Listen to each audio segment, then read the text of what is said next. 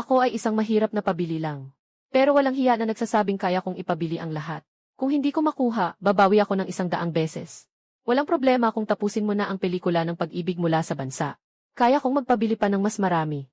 Kahit pa mawala ang iyong kidney sa pagbiyahe sa Hilagang Myanmar, ayos lang. Matutulungan kitang ipabili ulit. Pero kung gusto mong magpabili ng 100 bilyon, magandang bansa ng mga nuclear-powered na submarino. Siyempre, may hirap ito.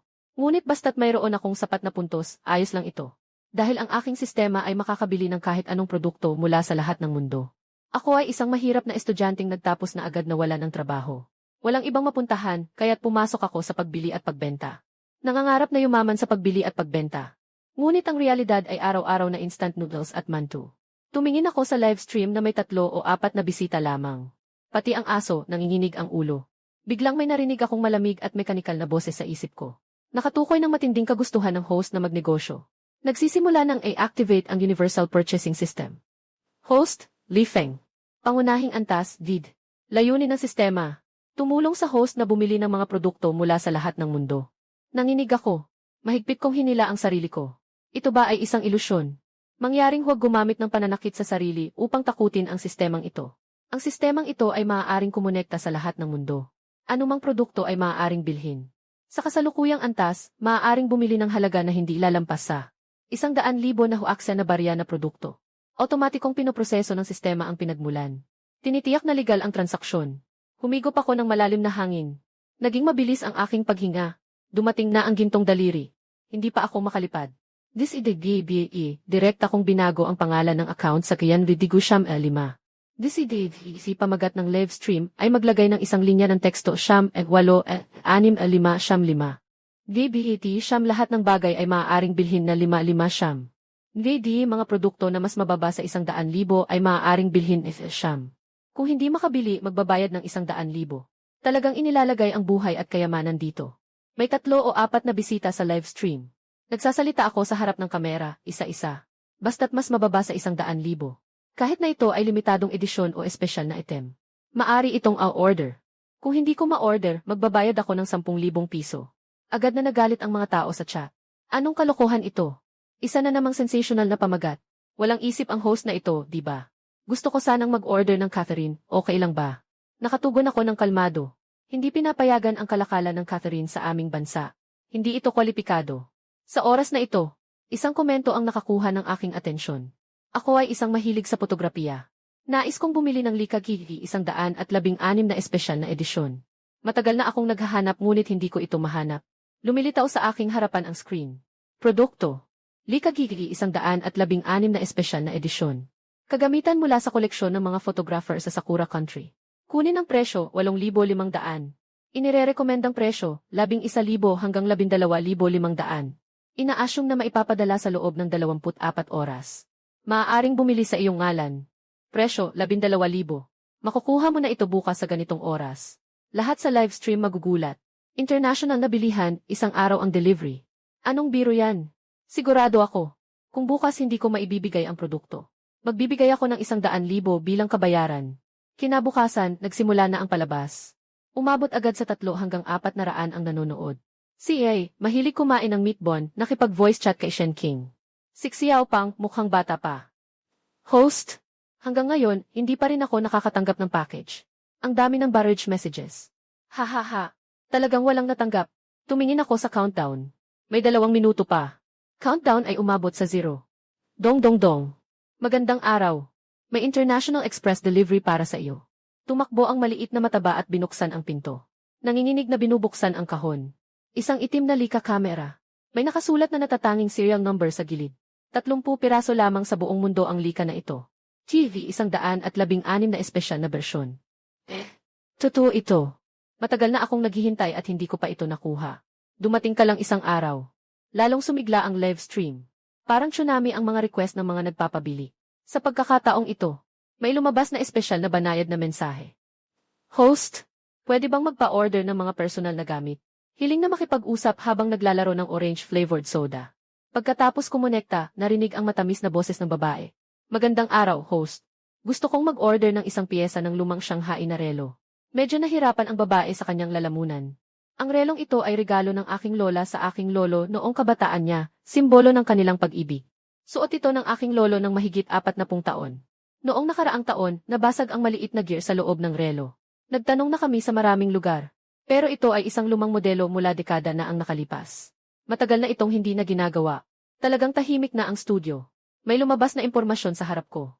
Produkto. Shanghai brand 7,120 na mechanical na relo, espesyal na gear para sa transmisyon. Pinagmulan. Storage cabinet sa likuran ng lumang repair shop sa Liulichang, Beijing. Gasto sa pagbili 120.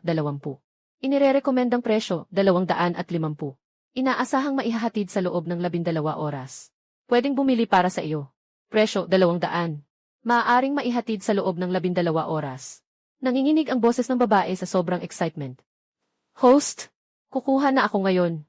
Kakatapos lang niyang mag-online. Nag-pop up ang sistema. Natapos ng host ang espesyal na order na may emosyonal na halaga. Na-trigger ang nakatagong gantimpala. Dagdag na 500 puntos ang nakuha. Kasalukuyang puntos 7,380. Natuwa ako sa loob ko. Natapos ang espesyal na emosyonal na misyon, may dagdag na gantimpala. Kinabukasan, biglang lumabas ang effecty na aplikasyon sa livestream. Si Zhao Li ang hari ng Peking Balita. May 586,000 na tagahanga. Sumabog ang mga komento. Kilalang malupit ang taong ito. Nang lumabas si Zhao Li, umabot na sa 5,000 ang bilang ng mga tao sa livestream. Seryoso ang kanyang ekspresyon. Li Feng, bet tayo. Magmumungkahi ako ng isang produkto. Kung makakabili ka sa itinakdang oras, magpapahayag ako ng public apology. Itatampok ng 1 buwan. Inirekomenda ko pa ang mahigit 500,000 taga-subaybay ko sa iyo. Pero kung hindi ka makabili, bawal na sa buong internet. Hindi ka na makakapagbili muli. Naging tahimik ang live stream. Bigla akong nagsalita. Tungkol sa iyong pustahan. Tinanggap ko ito. Umunggol si Zhao Li. Napakadali. Gusto kong ipabili mo. Ang unang makinang panahin ng bansa. Makinang panahin ng Jinshi. Sumabog ang mga komento. Ito ang simbolo ng pag-angat ng bansa. Ngayon, walang nakakaalam kung nasaan ito. Nagtanong ako sa sistema. Tungkol sa produkto. Unang makina ng pananahin ng Jinshi. Na ginawa noong 1,928. Gasto sa pagbili 85,000. Pinagmulan. Imbakan Saksiha Ivilla District, Nanchang City. Pag-aari ng mga inapo ng mga manggagawa ng Xiechang Sewing Machine Factory. Inirerekomendang presyo 100,000. Inaasahang maihatid sa loob ng 3 araw. Ihahatid sa loob ng 3 araw. Nagbago ang mukha ni Zhao Li. Nabaliw ka na ba? Walang nakakaalam kung nasaan ang makinang ito. Kumpiyansa ako. Sabi ko na, basta gusto mo. Kaya kong bilhin. Itong makinang panahi ay nagkakahalaga ng 100,000. Sigurado ka bang bibilhin mo? Ibebenta ko ito ayon sa presyo ng sistema. Sino pa ang dapat kalusin kundi siya? Si Zhao Li ay nagpasya. Ipadala ang link. Li Feng. Kung hindi ko matanggap ang mga produkto sa loob ng 3 araw. Ito ay pandaraya. Biglang nagbigay ng abiso ang sistema. Ding! Natapos ng host ang isang order na may pandaigdigang halaga ng alaala. Na-trigger ang nakatagong gantimpala. Karagdagang 3,000 puntos ang idinadagdag. Kasalukuyang puntos, 1,0, 380. Maaaring tumaas ang antas. Magpapahinga na ako agad. Mahalaga ang pag-angat ng antas. Host na si Li Feng. Antas ng bilihan, 2. Bonus sa antas. Kapag nakumpleto ang order, doblehin ang kita. Tumatakbo ang puso ko. Dobleng kita. Yung makina ni Zhao Li. Kita 15,000. Dobleng kita ay 30,000. Ika-8 araw. Nagpadala ng imbitasyon si Zhao Li para sa essay. Dumating na ang 3 araw. Nasaan ang sewing machine na hinahanap ko? Sabi ko ng kalmado. May kalahating oras pa. Ding ding ding. Biglang tumunog ang telepono ni Zhao Li. Dumating na ang iyong in-order na Jinshi brand sewing machine.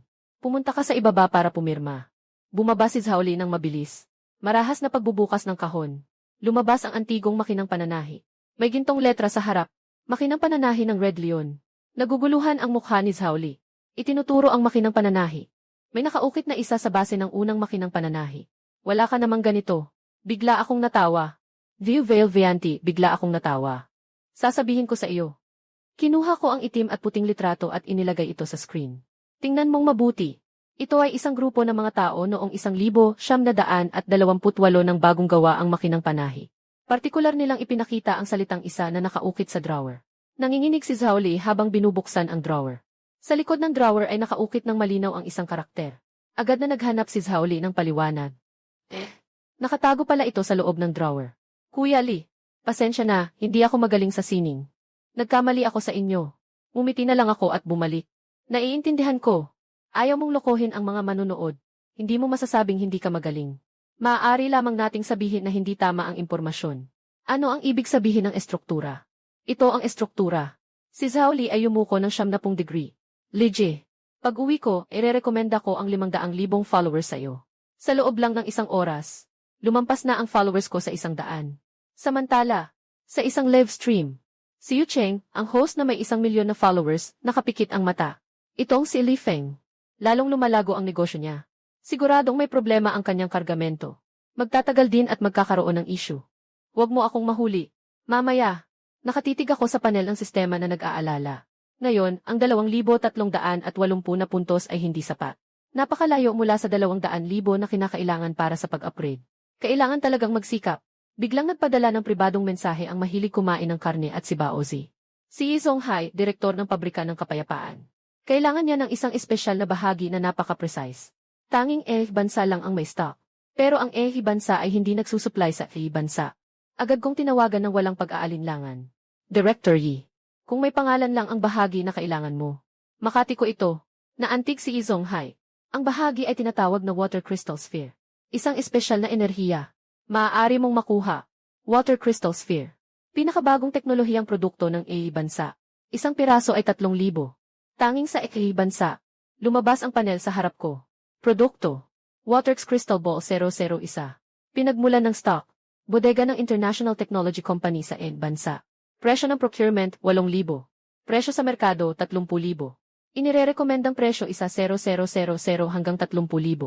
Inaasahang maipapadala sa loob ng 5 araw. Ginoong Ye, makakakuha ako ng supply. Gaano karami ang kailangan mo? Sumigaw si Yi Zonghai sa kasiyahan.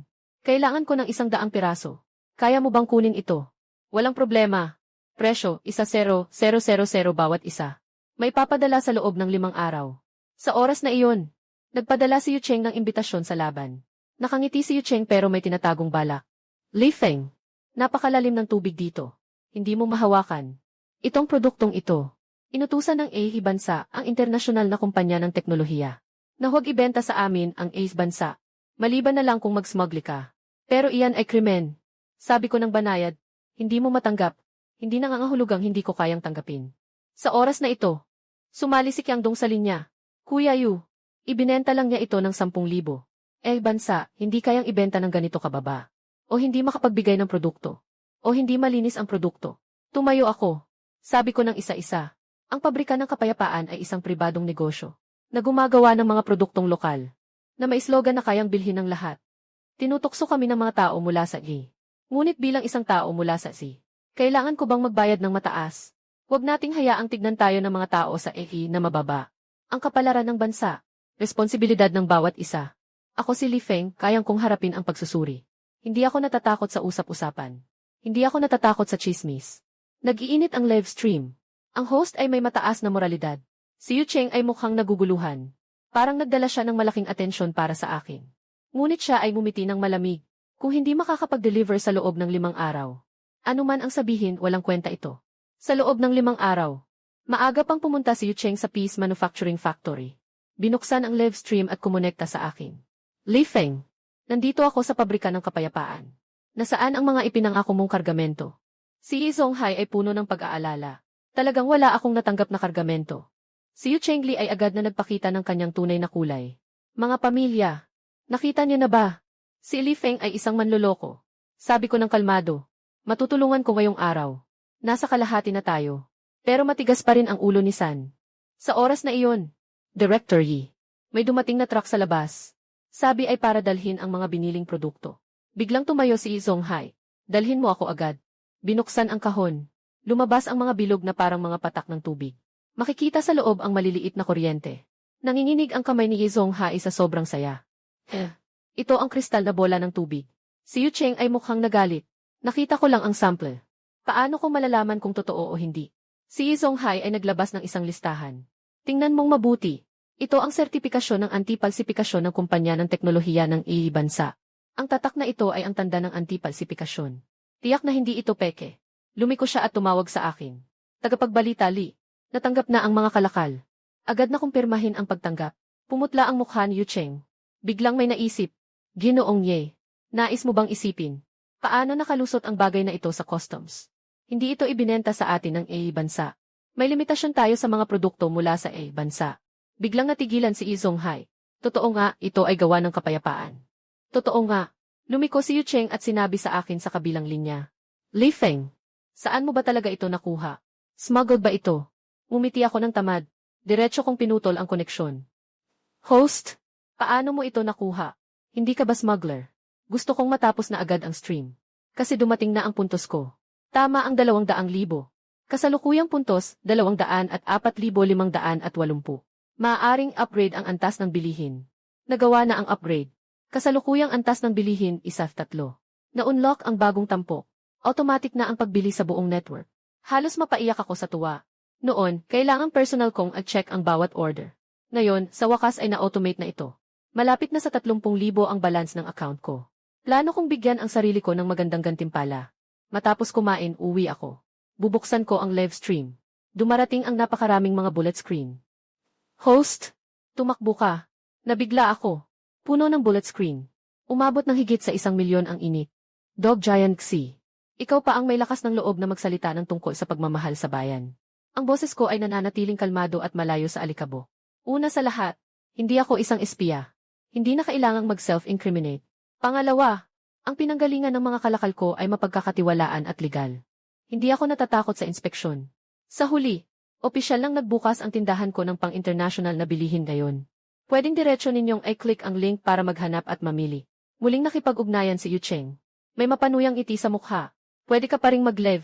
Akala mo ba ang mga opisyal ay nagtatrabaho lang ng walang ginagawa? Ngumiti ako ng malamig. Si Yu Cheng, wala akong oras para makipag-usap sa'yo, baliw.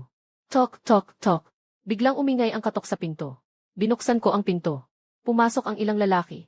Ang nangunguna ay naglabas ng Direktor ng Anti-Smuggling Bureau, Li Fihong. Nandito ako para magtanong sa iyo ng ilang bagay. Kailangan mo makipag-cooperate. Ngumiti ako. Diretso sa paksa si Li Fihong. Saan galing ang mga produkto ng Yongsu Crystal Ball? Galing ito sa abroad.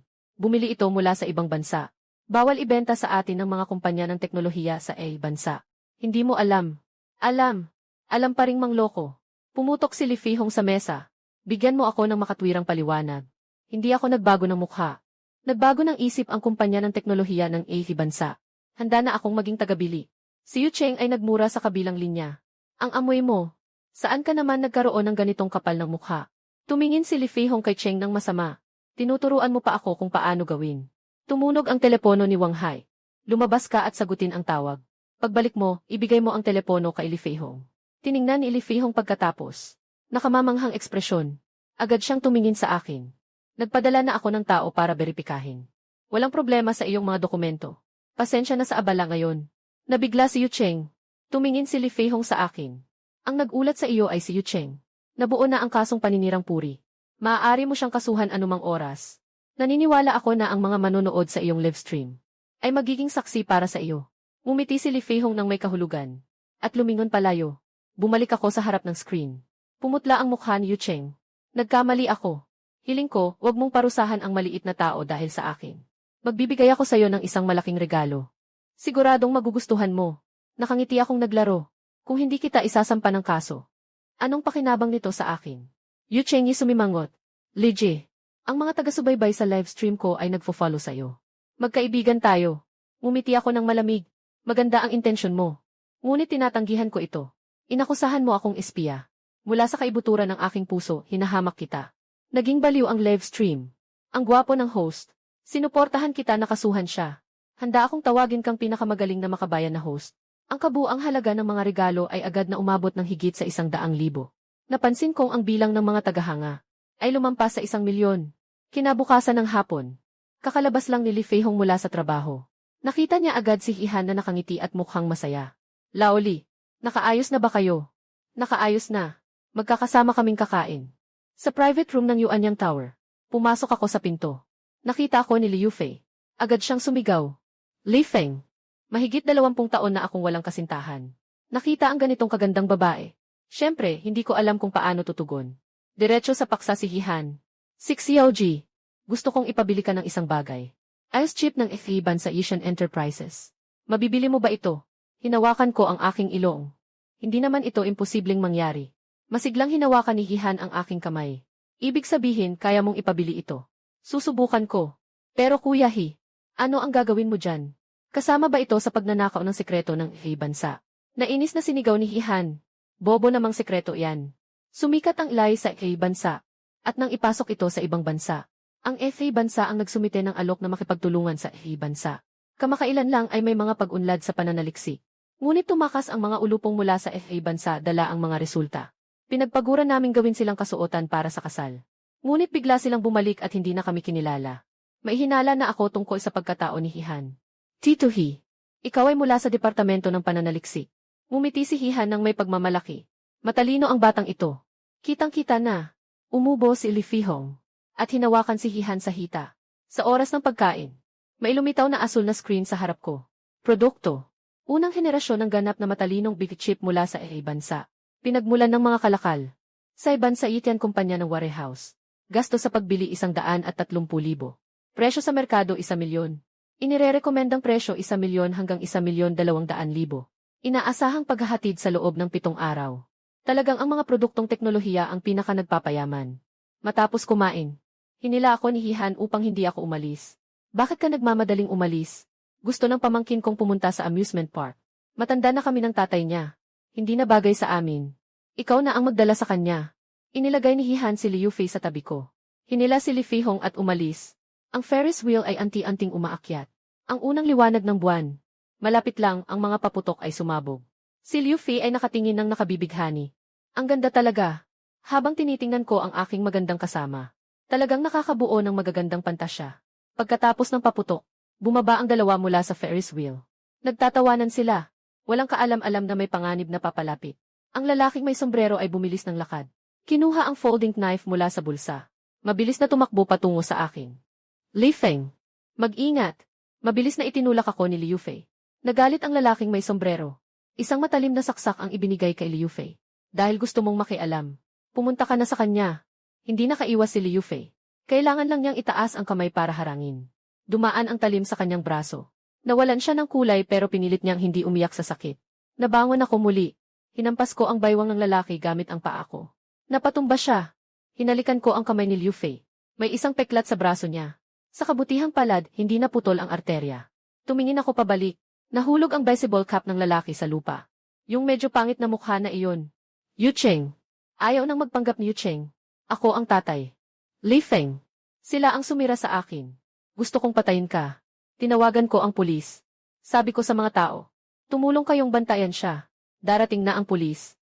Kailangan ko munang dalhin siya sa ospital. Nakatayo ako sa harap ni Liu Fei. Bubuhatin kita papuntang ospital. Hindi na kailangan, siguro. Pumasok ka na.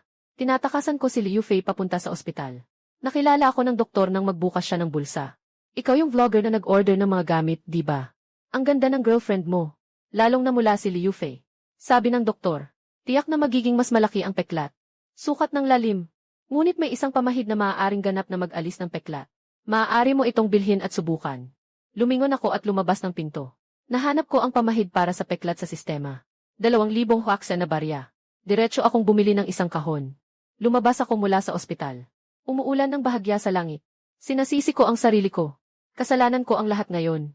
Kung hindi ko sana inirekomenda na dalhin ka sa amusement park, hindi ka masasaktan. Umiti si Liu Fei nang walang pake. Dapat mong ipagpasalamat na nandito ako ngayon. Kung ikaw lang ang umuwi mag-isa. Si Yu Cheng ay tumalon. Hindi na ito basta simpleng pagkakasugat. Tama ka. Kakausapin kita sa isang araw para sa pagkain. Pagkatapos kong ihatid si Liu Fei pa uwi, umuwi ako mag-isa. Kakabukas ko lang ng live stream. Sumabog na ang mga bullet comments. 2 mainit na usapan sa buong internet. Si Yu Cheng ay hindi nakapagpatay sa akin kundi siya ay. At ako, hindi maganda ang hitsura, ay nagbigay ng video. Si Liu Fei ay matapang na nagligtas sa akin. Ngunit siya ay tinaga ni Yu Cheng. Sa ilalim ng liwanag ng buwan. Ang kanyang gwapong profile ay napakaganda at nakabibighani. Ang babae na kaibigan ng streamer ay sobrang tapang. Siguradong protektor ng asawa. Agad akong nag-explain. Huwag kayong magkamali. Hindi siya ang girlfriend ko. Isa lang siyang ordinaryong kaibigan. May isang pribadong mensahe na pumasok. Pangalan. Umuulan ng malakas. Ako ang iyong kaibigang babae. Ganito ba kita pinaparamdam na hindi masaya? Nagmamadali kang iwasan ako. Agad akong nag-reply. Natatakot lang ako na baka magdulot ito ng abala sa iyo. Wala akong ibang ibig sabihin. Matagal na. Walang sagot. Bumalik si Liu Fei sa bahay. Isinara ang sarili sa kwarto. Yakap ang teddy bear at pinagsasampal ito. Tanga. Talagang tanga. Narinig ang boses ni Li Feihong sa labas ng pinto. Yu Fei, sabi ng nanay mo na nasaktan ka. Buksan mo ang pinto at sabihin mo sa akin. Binuksan ni Liu Fei ang pinto. Nagmamadaling nagmukhang nag-aalala ang matandang ama. Ayos lang ako. Si Yu Cheng ay galit sa nakaraan. Gusto niyang patayin si Li Feng. Nakasalubong ko siya at nailigtas ko siya. Tumango si Li Feihong. Sabi niya ng seryoso. Mula ngayon, mas mabuti pang huwag kang makipag-ugnayan kay Li Feng. Sila ay mga streamer. Madali silang makagalit ng tao. Tahimik si Liu Fei. Tinanong ni Li Feihong. Matapos ang gabing ito, ano sa tingin mo kay Li Feng? Sabi ni Liu Fei nang walang gana. Si Li Feng. Okay naman siguro. Sa isip niya, nagdagdag siya ng isang pangungusap. Maliban sa hindi niya naunawaan ang puso ng babae. Parang wala na siyang ibang kahinaan. Masyado siyang maingat sa kanyang mga gawain. Pagkalipas ng 2 araw, dala ko ang pang-alis ng peklat na gamot sa Zhongyu Village. Kakagaling lang namin sa bahay ni Li. Si Hihan ay nanghihingi ng trabaho. Si Li Feng ay nag-aalala sa'yo. Sadyang dumaan para dalhan ka ng pang-alis ng peklat. Malapit na ang oras ng pagkain. Magkakasama na kayong kumain. Hindi pumayag si Li Feihong. Paano ito pwedeng mangyari? Bakit hindi pwedeng? Ako ang magbabayad sa hapunang ito. Si Hihan ang magpapasya. Hindi ito usapan. Hinila niya ako upang umupo. Ang tanging alalahanin niya ay isang bagay lang. Chip. Si Xiao Li. Ano na ang tungkol sa chip? Sabi ko. Nasa daan na ang mga kalakal. Sabi ni Hihan. Sigurado bang maihahatid ang mga bagay na kailangan ko? Kung hindi ito ang chip na kailangan ko sa oras na iyon. Nawawalan tayo ng mukha sa ating bansa. Si Li Feihong ay umuungol ng malamig. Si Uncle He ay nalasing ilang araw na ang nakalipas. At nagmalaki sa mga tao ng FA country. Sabi niya makakabili siya ng mga chip. Yung mga walang utang na loob na tao sa FA country. Ay madalas siyang tinatawagan para magtanong tungkol sa progreso ng 80%. Tila maliwanag na pinapababa nila tayo. Hindi ba't ang tao ay gustong makamit ang karangalan? Nabahala si T.E.F.I. Kung sasabihin mo yan, hindi ba't magulo si T.Denhe? Kailangan na talagang magsagawa ng background check ang FA bansa. Ngayon, mas dapat mag-ingat. Pagdating ni Di Feng, magagalit siya. CJ, sugal tayo. Kung hindi totoo ang ipapadala sa huli. Hihan, huwag ka na muling mag-abala sa akin sa hinaharap. Magpapasya ako. Kung hindi ko magagawa. Sa tingin ko sinira ko ang reputasyon ng Wanwu Daigu, isang serbisyo ng personal shopping agent. At hindi na kita makikipag-ugnayan pa. Hihan, kumain siya ng sampal. CJ, pipirmahan kita. Kung matatalo ako, huwag mo nang pakialaman si Xiao Li at si Yu Fei mula ngayon. Nagulat kaming dalawa ni Yu Fei. Bakit kasama pa sila dito? Sa 3 araw, Chuan-san. Ako ay nagla-livestream. May pumasok na call mula sa koneksyon. Isang dayuhan na may ginto ang buhok at asul na mata. Si Seth, isang sikat na streamer mula sa FA bansa. Si Seth ay fluent sa C na wika. Host Lee, galing ako sa SAI bansa. Narinig ko na magaling ka sa pagbili ng mga produkto. Gusto kong makipagpalitan ng ideya sa iyo. Ngumiti ako. Gusto mong ipabili ako ng ticket chip. Kung magtatagumpay ako, kahit man panalo ako. Niik Fon in Live de Turinsa, tumawa ako ng mahina, Peter Village Vi. Maganda ang ideya mo. Isinara ng SAI bansa ang lahat ng paraan para makabili ng beat chip. Ngayon, ipabili mo ako. Matagal na kayong nagtago, di ba? Nakaangat ang mga kamay ni Seth. Hindi ko alam ito. May ngiti akong lumitaw sa aking labi. Ano nang ikinatatakot? 3 araw mula ngayon. Makakabili na ako ng beat chip. Nabaliw na yata ang host. Sabi na nga bang ito ay isang bitag. Baka pa rin maglakad sa ibabaw nito. Ibig sabihin nito ay dangal ang 2 bansa. Seth agad nang umiti at sabi. Ito ang mismong sinabi mo ng personal. Kung hindi mo magagawa, sabihin mo sa buong internet na ang mga tao sa bansa ay puro salita lang. Anong sa tingin mo? Pwede na. Pero kung matalo ka, kailangan mong ibigay sa akin ang 200,000 EZ na pera. Si Seth ay ngumiti. Maliit na bagay. Sang-ayon ako. 3 araw mula ngayon. Kakaumpisa ko lang. Nang marinig ko ang katok sa pinto. Pumasok si Hihan mula sa labas ng pinto. Nasaan ang chip? Nasa daan pa rin. Sumunod si Liu Fei. Li Feng. Sigurado ka bang makukuha mo talaga? Tumango ako. Gumawa ako ng palusot sa buong internet. Hindi sinasadyang magmukhang tanga sa buong internet.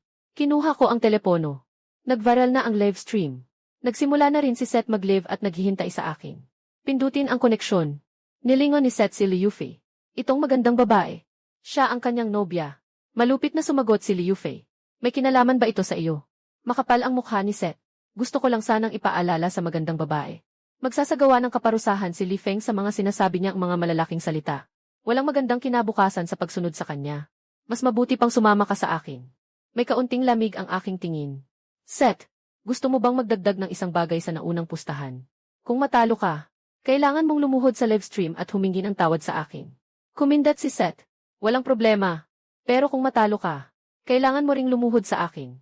Kailangan mo ring ipakilala sa akin ang girlfriend mo. CJ, pinuputol ko na ang linya. Sa ilalim ng dilim ng gabi, Liu Fei. Naghihintay si Hihan sa bahay ko. Tumingin si Hihan sa oras. 10 na ng gabi. Li Feng. Wala pang dumating na chip. Kapag lumampas na ng alas 12, talo ka na. Sabi ko, wala pa.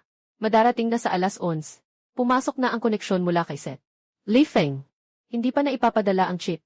Diretso akong humarang sa harap ng kamera. Hindi pa na ipapadala. Ngumiti si Seto na may halong kahihiyan. Li Feng. Hindi ka man lang nagmamadali. Huwag kang mag-alala. Iyan ang tawag na may kumpiyansa. Nagmumukhang nagalit si Seth. Ikigi-ERC, huwag nang magpaligoy-ligoy. Ikigel, talaga bang wala kang maipapakitang chip? Matagal ko nang sinabi. Darating ang chip ngayong gabi. Si Liu Fei at Hihan ay sobrang nag-aalala. Malapit na mag-alas 11. Bakit hindi pa dumarating ang chip? Hinangad ni Hihan na iwan si Liu Fei. Bigla akong nawala. Biglang tumayo si Seth. Saan si Li Feng? Ayaw na mag-arte. Diretso nang tumakas. Liu pumunta sa harap ng screen. Pumunta siyang kunin ang chip. Nandito na ang chip. Katatapos lang ni Hihan pumasok sa pinto.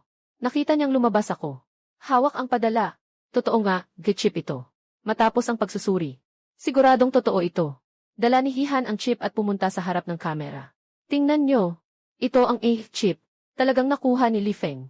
At ikaw, ang payaso ng Ifei bansa. Yung sinabi mo dati, bibilangin pa ba yun? Nawawala ng bait si Sete. Ang mga siyentipikong nakipag-ugnayan sa kanya ay nagsabi na ang chip ay totoo. May narinig siyang boses sa headset na nagsasabing peking chip ito. Kaunti lamang ang nakakita ng tunay na chip. Basta 3 beses kang hindi umamin. Wala silang magagawa sa iyo. Si Seth ay kumagat sa kanyang mga ngipin. Lolo, bakit mo masasabing tunay na chip iyon? Mas sinasabi ko na peke ang bagay na iyon. Nagbago ang mukha ni Hihan. Ako ay taga Ministry of Scientific Research ng Bihi Bansa. Kung hindi kayo naniniwala, pwedeng mag-search sa internet. Ang pangalan ko ay Hihan. Funny Seals, kumunot ang ngiti sa labi niya. Matagal nang nakilala ng mga tao sa GFE National Research Department si Hihan Yan. Ngunit hindi nila sinabi la iti uini. Ngunit hindi nila sinabi Fonis Isofans Fanulait Buini. Pinilit pa siyang manahimik Fonis Osofis Mios Funulamit Buini. Pinilit pa siyang manahimik Fonis Osofis Ius Funuulit. Ito ay tila ginawang paon siya. Nakatitig si Hihan na may malamig na mukha. Kung hindi kayo naniniwala, gagawin ko ang live demonstration. Ipinapasok niya ang chip. Sa isang antigong computer, nag-operate siya. Sa tulong ng chip na ito, ang antigong computer na ito ay may tuturing ng smart device. Ang computer ay nakakasagot ng mabilis. Ngumiti si Hihan. Mayroon pa bang katanungan ang lahat? Tanong ko lang, yung nakuha ni Li Feng ay tunay na kalakal ba talaga? Bakit ang talino niya? Mga tao sa Thai bansa. May masasabi ka pa bang ibang trabaho? Hindi ko bibigyan ng kahit anong pagkakataon si Seth. Seth, oras na para tuparin mo na ang iyong kasunduan. Nag-aalala si Seth habang nag-iisip. Li Feng. Sinasabi ko lang yun nang nagbibiro lang ako dati. Sino bang nagbibiro sa'yo? Biglang tumindi ang boses ko. Sa lupa ng ating bansa, Z. Kung magbibiro ka talaga. Kinuha ninyo ang mga resulta ng aming pananaliksik mula sa bansa, Z. Taksil at walang katapatan. Magsalita ka pa ng ganyan, nagbibiro ka ba? Nanginginig si Seth. Nagmura siya sa SA na wika. Akala mo ba, hihingi ako ng tawad? Mangangarap ka. Mga unggoy na may dilaw na balat mula sa bansa. Basta't ako, baligtad man ako, ano ngayon? Kita-kit sa susunod. Buhay pa rin. Direktang putulin ang live. Nag-iba ang usapan sa live. Grabe. Talagang naintindihan niya ng husto ang internet. Kumontak ako sa superadmin. Inulit ko ang nangyari sa live. Iniwan lang ng superadmin ang isang salita. Huwag mag-alala. Bukas may sagot na tungkol dito. Tumingin ako sa live stream. Maghintay na lang tayo ng balita bukas. Hindi makakataka si Seth. Isara na ang live stream. Liu, lumapit ka. Li Feng. Kaya mo talagang pagkatiwalaan ang super administrator. Ang pinaniniwalaan ko ay ang aking bayan. Nagpakita ako ng ngiti na puno ng init. Hinaplos ni Hihan ang aking balikat. Li, ang chip na ito ay mahalaga para sa aming pambansang departamento ng pananaliksik. Maaari kang humingi ng mas marami. Sinabi ko, Apo Hi, ang presyo ng chip na ito na binili ko ay 13,000. Kailangan ko lang ang puhunan. Nagtaka si Hihan. Siksiyaw Li, kahit na mag-alok ka ng 5 milyon, karapat dapat ito. Apo Hi, kailangan ko lang ang puhunan, sapat na iyon. Makapag-ambag para sa bansa. Isang karangalan para sa akin bilang isang ordinaryong mamamayan. Napatigil si Hihan. Noon ay akala niya na gawa-gawa ko lang ang pagiging makabayan. Pero dito walang live stream. Tayo lang tatlo. Wala akong kailangang magkunwari. Nagpapasalamat ako mula sa kagawaran ng siyensya ng bansa. Ikatlong araw. Nasa live stream ako. Ang balita tungkol sa pagkakahuli kay Seth ay umabot na sa lahat. Hindi ko akalain na mahuhuli si Seth. Walang labas ng hindi bababa sa 10 taon. Ayaw ng mga tao sa SE na magdulot ng digmaan sa pagitan ng dalawang bansa dahil kay Seth. Tok tok tok. Binuksan ko ang pinto. Siya ay si Hihan. Nilingon niya ang likod ko. Tiningnan ko si Hihan na parang ganito. Nainis na sabi. Tama na ako. Hindi sumama si Yufei sa akin ngayon. Inusog niya ako. Pumasok siya mag-isa. Nakatayo sa harap ng kamera. Li Feng. Dali, dito ka na. Hinawakan ni Hihan mula sa kanyang dibdib ang isang pulang bagay at binukas ito. Isang bandila ng parangal. Pangunahing tagapaglingkod ng bayan, Li Feng. Serious si Hihan. Li Feng. Ako ay narito bilang kinatawan ng pambansang kagawaran ng pananaliksik upang ipasa sa iyo ang bandila. Ang karangalan na ito ay para sa iyo lamang. Nagtaka ako. Tumango si Hihan Zeng. Li Feng. Hawakan mo. Pinilit kong tanggapin ang bandila. Sinabi ni Hihan sa mga manonood ng live stream. Mga manonood, si Li Zubo ay kayamanan ng ating bansa. Sana suportahan niyo siya sa hinaharap. Tutu. Hinila niya ako palabas ng pinto. Kuya Hi, bakit mo ako hinila palabas? Siyempre, binigyan kita ng pera. Kinuha ni Hihan ang tseke mula sa kanyang bulsa. Ito ang bayad para sa chip. Iba ang usapan dito. Kailangan mong tanggapin ang perang ito. Nakita ko ang numero. 113,000. Aking tiyo. Ang perang ito ay aking. Tanggapin mo.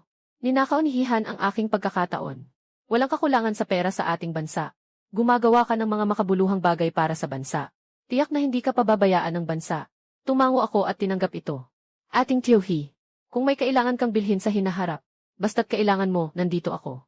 Ngumiti si Hihan, at malalim na pinatpat ang balikat ko. Huwag kang mag-alala. Simula ngayon, hindi na ako pupunta sa bahay nila uli. Kung may problema, hahanapin kita. Bigla akong nanginig. Nakita ko na ang mga mapanlinlang na paraan ni Hihan. Ito ay nagbabalak na umasa sa akin. Hintayin mo akong bumalik sa live stream. Nabaliw na ang mga komento.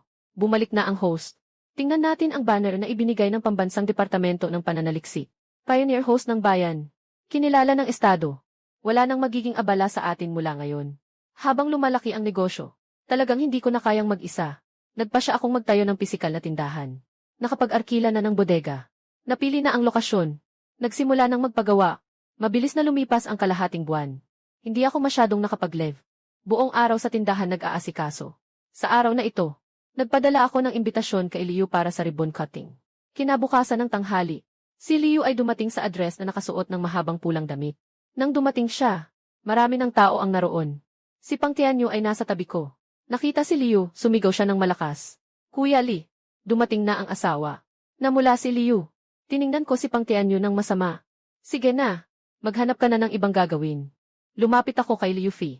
Rain Fi. Salamat sa pagpunta sa aking pagdiriwang ng pagbubukas. Okay ba ang tindahan na ito? Maganda ang dekorasyon ng tindahan. 2 palapag ito. Maraming klase ng produkto. Malinaw ang paghahati-hati. Itinuturo ni Liu Fei ang pulang tela sa plake. Sinasabi ko na ang pangalan ng tindahan. Ay dapat lahat ng bagay ay mabibili. Nilingon ko ang aking ulo. Sayang, 1 letra lang ang mali. Dapat lahat ng bagay ay pwedeng bilhin. Kinuha ko ang aking cellphone at nag-live. 150,000 taga-subaybay ang biglang pumasok. Bakit ang tagal ng host bago mag-live? Nagtatago na ako. Sabi ko, tumatawa. Mga kapatid, ang aking pisikal na tindahan ay opisyal na nagbukas ngayon. Dumating si Hihan kasama sina Meng Hai at Li Feihong. Li Feng, sobra ka namang nag-iingat. Hindi mo man lang ako sinabihan sa pagbubukas ng bagong tindahan. Nakangiti na lang ako ng pilit.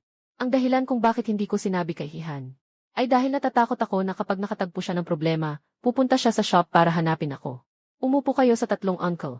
Kung may gusto kayong makita. May sale ngayon. Pinabibigay ko kay Pang Tianyu na mag-alok sa 3 tao. Ako mismo ang nagpunta sa pinto ng shop para magpugay. Hatiin ang pulang bandila. Hinila ang pulang tela mula sa karatula. Lumabas ang malaking titik na maaaring bilhin ang lahat. Nakilala ako ng mga nakapaligid na tao. Hindi ba't si Li Feng Zubo iyon? Kung hihingi ka ng tulong niya sa pagbili, walang hindi niya mabibili. Dumami ang tao. Siksikan ang negosyo. Sa daan pa uwi kay Liu Fei.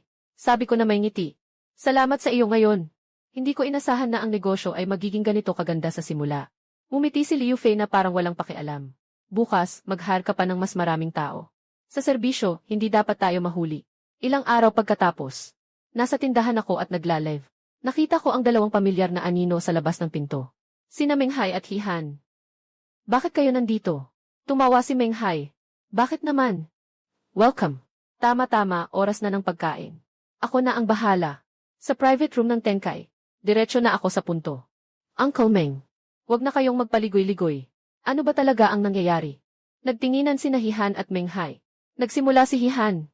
Si Yaoli. Tatanungin kita. Sinasabi mong kaya mong makakuha ng kahit anong bagay. Totoo bang kaya mong makuha ang lahat ng bagay? Sasagot ako. Hindi mo ba pinaniniwalaan ang reputasyon ko sa pagkuha ng lahat?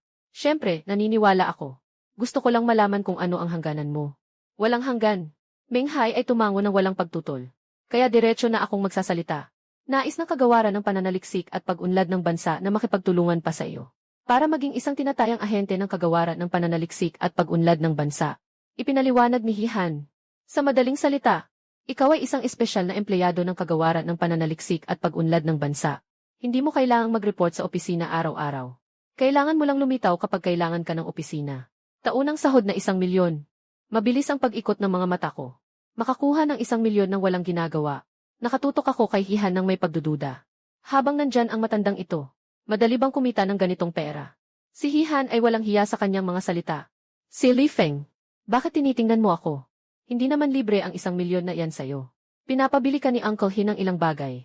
Ayaw mo pa bang pumayag? Pumayag ako. Uncle Meng. Kuya He, tinatanggap ko ang alok. Kinuha ni Menghai ang registration form mula sa kanyang dibdib. Magpapasok na tayo sa proseso. Sabi ko habang pinupunan ko ang impormasyon. Kuya Meng, kayo po ba ay pumunta dito ngayon para sa akin? Hindi lang para sa usaping ito, di ba? Siyempre, hindi lang iyon. Si Hihan ay nakangiti habang hinahawakan ang aking balikat. Nagsin ka ng kontrata sa mga baka at kabayo. Siyempre, oras na para magtrabaho. Nagbigay si Hihan ng listahan ng mga produktong kailangang bilhin. Lahat ay may kaugnayan sa pananaliksik. Mahirap itong bilhin sa merkado. Ngunit para sa akin, walang pressure. Simula nung sumali siya sa opening ceremony, hindi na masyadong nakipagkita si Liu Fei sa akin. Tinitingnan niya malapit nang matapos ang shift. May nakikitang pagkadismaya sa mukha niya. Pagdating ng oras ng uwian, hindi niya mapigilang maghinala kung ano ang ginagawa ko. Ding-ling-ling. Tumunog ang telepono. Akala ni Liu Fei na ako ang tumawag. Nang tumingin siya ng mabuti, nawala ang ngiti niya. Ying-ying. Bakit ka biglang tumawag sa akin? Ulan. Nandito na ako. Makikipag-ugnayan ako sa iyo agad para kumain tayo. Doon pa rin. Magmadali kang pumunta pagkatapos ng trabaho. West Wind Cafe. Si Lu Yingying ay nakasuot ng Lolita dress. Mukha siyang prinsesa. Hindi lang siya maganda. Mayaman din ang pamilya niya. Yufi. Hinapit niya ang tabi niyang upuan. Nakangisi ng tuso. Sabihin mo na, yung lalaking pinangarap mong tawagan ka. Sa huli ay si Hui ba talaga? Liu Fei ay napilitan na sabihin ang tungkol sa akin. Habang nakikinig si Lu Yingying ay nag-imbestiga sa impormasyon ko sa cellphone. Kahit ang mga tagahanga ay nagkamali na si Liu Fei ay ako. Alam na ang tungkol sa girlfriend. Sabi ko kay Liu Fei, sa ganitong mga bagay, kailangan mong maging proaktibo. Kinuha ni Lu Yingying ang cellphone ni Liu Fei. Diretso niyang tinawagan ang numero ko. Napakadali. Imbitahin mo siyang kumain. Ang ganda-ganda mo. Hindi ako naniniwala na wala siyang interes sa iyo. Biglang nagpanik si Liu Fei. Nakita niyang nakasagot na ang tawag. Wala siyang magawa kundi mag-imbita sa akin na kumain ng hapunan. Pinutol ang tawag. Pumipintig pa rin ang puso niya. Tumayo si Lu Yingying. Hawak ang bag handang umalis. Hinila siya ni Liu. Bakit ka aalis? Sabi natin kakain tayong magkasama. Hindi ka pwedeng umalis. Hawak-hawak niya si Lu Yingying at hindi siya bitawan. Noong dati, hindi siya ganito ka-tense kapag kami lang. Ngunit iba ito ngayon. May paalala si Lu Yingying. Kaya siya ay nanlaki ang mata sa kaba. Hindi makaalis si Lu Yingying. Kaya napilitan siyang pumayag. Sige na, sige na. Sasamahan kita. Gusto ko ring makita kung karapat-dapat si Li Feng sa'yo. Samantala, hawak ko ang isang platinum na kwintas. Ang pendant ay ukit sa kristal na hugis magkaparehong magkasintahan. Ang bituin ng panaginip ay nagkakahalaga ng 200,000. Binili ko ito sa sistema. Ito lang ang meron sa buong mundo. Nasuot ko ang isang magarang suit. Nagmumaneho ng kulay abong Porsche. Bumili sa sistema ng halagang 50,000. Diretso sa coffee shop. Kakaabot ko lang sa pintuan. Agad na tumakbo ang valet. Na may labis na paggalang sa magandang Porsche na ito. Ibinato ko ang susi sa valet. Inayos ang aking manggas at pumasok sa cafe. Dito. Hindi ako tinawag ni Liu Fei. kundi ng isang babaeng mukhang manika. Ang eleganting magandang babae na si Lu Yingning. Si Liu Fei ay nakaupo sa tabi niya. Ako'y mabilis na lumapit. Hindi na masyadong inisip ang tungkol sa pagkatao ni Lu Yingning. Yu Fei. Sino ito? Ako si Lu Yingning. Ang pinakamatalik na kaibigan ni Yu Fei. Lumapit si Lu Yingning at naghandog. Nang may paggalang. Sa simbolikong paraan, niyayakap ko ang kanyang mga daliri. Pero hindi ko alam kung paano ihahandog ang kahon na hawak ko. Kay Liu Fei. Akala ko noon na si Liu Fei lang ang maihawak niyan. Nahawak mo ay para kay Yu Fei. Mataas ang pananaw ni Lu Yingning. Agad niyang napansin ang aking iniisip. Nagtaka ako. Nais ko sanang sumagot. Isang hindi tamang oras na boses ang umabot mula sa likuran. Yingning, kakaalam ko lang na bumalik ka. Agad akong nagpadala ng tao para hanapin ka. Tumingin ako pabalik. Isang lalaki na may malaking slick back na buhok. Na may makapal na pulang buhok. May 2 tauhan sa likod niya. Mabilis na lumapit kay Lu Yingning. Nakangisi at nagsabi. Sabi mo, bakit mo pa ako ni-block? Naantala pa ako ng matagal bago makuha ang kontak mo.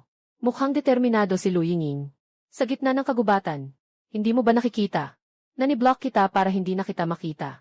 Para bang sanay na sanay si Lin Zongye, na nakangiti at sabi, hindi mo ba nakikita ang aking sinseridad? Yingning, basta't gusto mong maging girlfriend ko, maaaring mong tamasahin ang lahat ng yaman at karangalan. Sabay niyang humawak, ibinigay ng kasama ang kahon. Binuksan ni Lin Zongye sa kamay niya. Ang pendant na hugis magkapareho ng magkasintahan. Nakatulad ng nasa akin. Ito ang espesyal kong regalo para sa iyo. Isang natatanging piraso sa buong mundo. Bituin ng mga pangarap. Gumastos ng 79,000. Ngayon ay ibinibigay ko sa iyo. Kumilos ang aking labi. Ang galing naman. Pero makatitiyak ako na ang kwintas sa kamay ni Lin Zongye ay tiyak na peke. Hindi ako papayag na lokohin ang peking produkto ng sistema. At tinanong ko na ang sistema. Isang beses lang umiiral ang bituin ng pangarap sa buong mundo. Ibalik mo na yan. Ayaw ko. Mabilis na tumanggi si Lu Yingning. Nakatitig si Lin Zongye na parang na-stuck ang ngiti sa kanyang mukha. May malamig na tingin si Lin Zongye. Nakatutok ang tingin sa akin. Mukhang may balak din itong batang ito na magbigay ng regalo. Baka para kay Yingning. Sino siya para agawin ang babae ko? Itinuturo ako ni Lin Zongye. Hindi mo gusto ang regalo ko. Gusto mo ba ang basura na ibibigay niya? Tingnan mo siya. Dapat ang regalo ay higit sa 200 piso. Nagmumukha akong naguguluhan. Hindi naman ako ang tumanggi, ikaw. Bakit ka nag-aabala sa akin? Mukhang masungit si Lu Yingning. Lin Zongye, tungkol sa atin. Hindi mo na kailangang abalahin ang iba. Ano ba sa iba? Si Lin Zongye ay biglang kinuha ang kahon sa kamay ko. Gusto ko sanang makita. Anong klaseng basura ka para makapagbigay ng regalo kay Yingning? Binuksan niya ang kahon. Isa na namang Dreamstar. Natawa si Lin Zongye ng malakas. Dreamstar. Yingning, nakita mo ba? Bumili rin siya ng isang Dreamstar. Isang bagay na natatangi sa buong mundo. Gumagamit ang taong ito ng peking produkto para lokohin ka. Tumingin din sina Liu at Lu Yingning. Magkapareho ang 2 kwintas. Naging malamig ang aking mukha. Sino ang nagsabi sa iyo? Na peke ang kwintas ko. Hindi pinansin ni Lin Zongye ang kanyang ngiti. Ang Dreamstar ay tanging isa lamang sa buong mundo. Yung hawak mo, hindi peke. Bakit? Peke ba itong akin? Bakit hindi? Parang narinig ni Lin Zongye ang isang malaking biro. Hinaharap na tagapagmana ng Lin Tian Group. May halaga na higit sa 100 milyon. Ang regalo kay Yingning ay peke. Sabi ko ng mahinahon.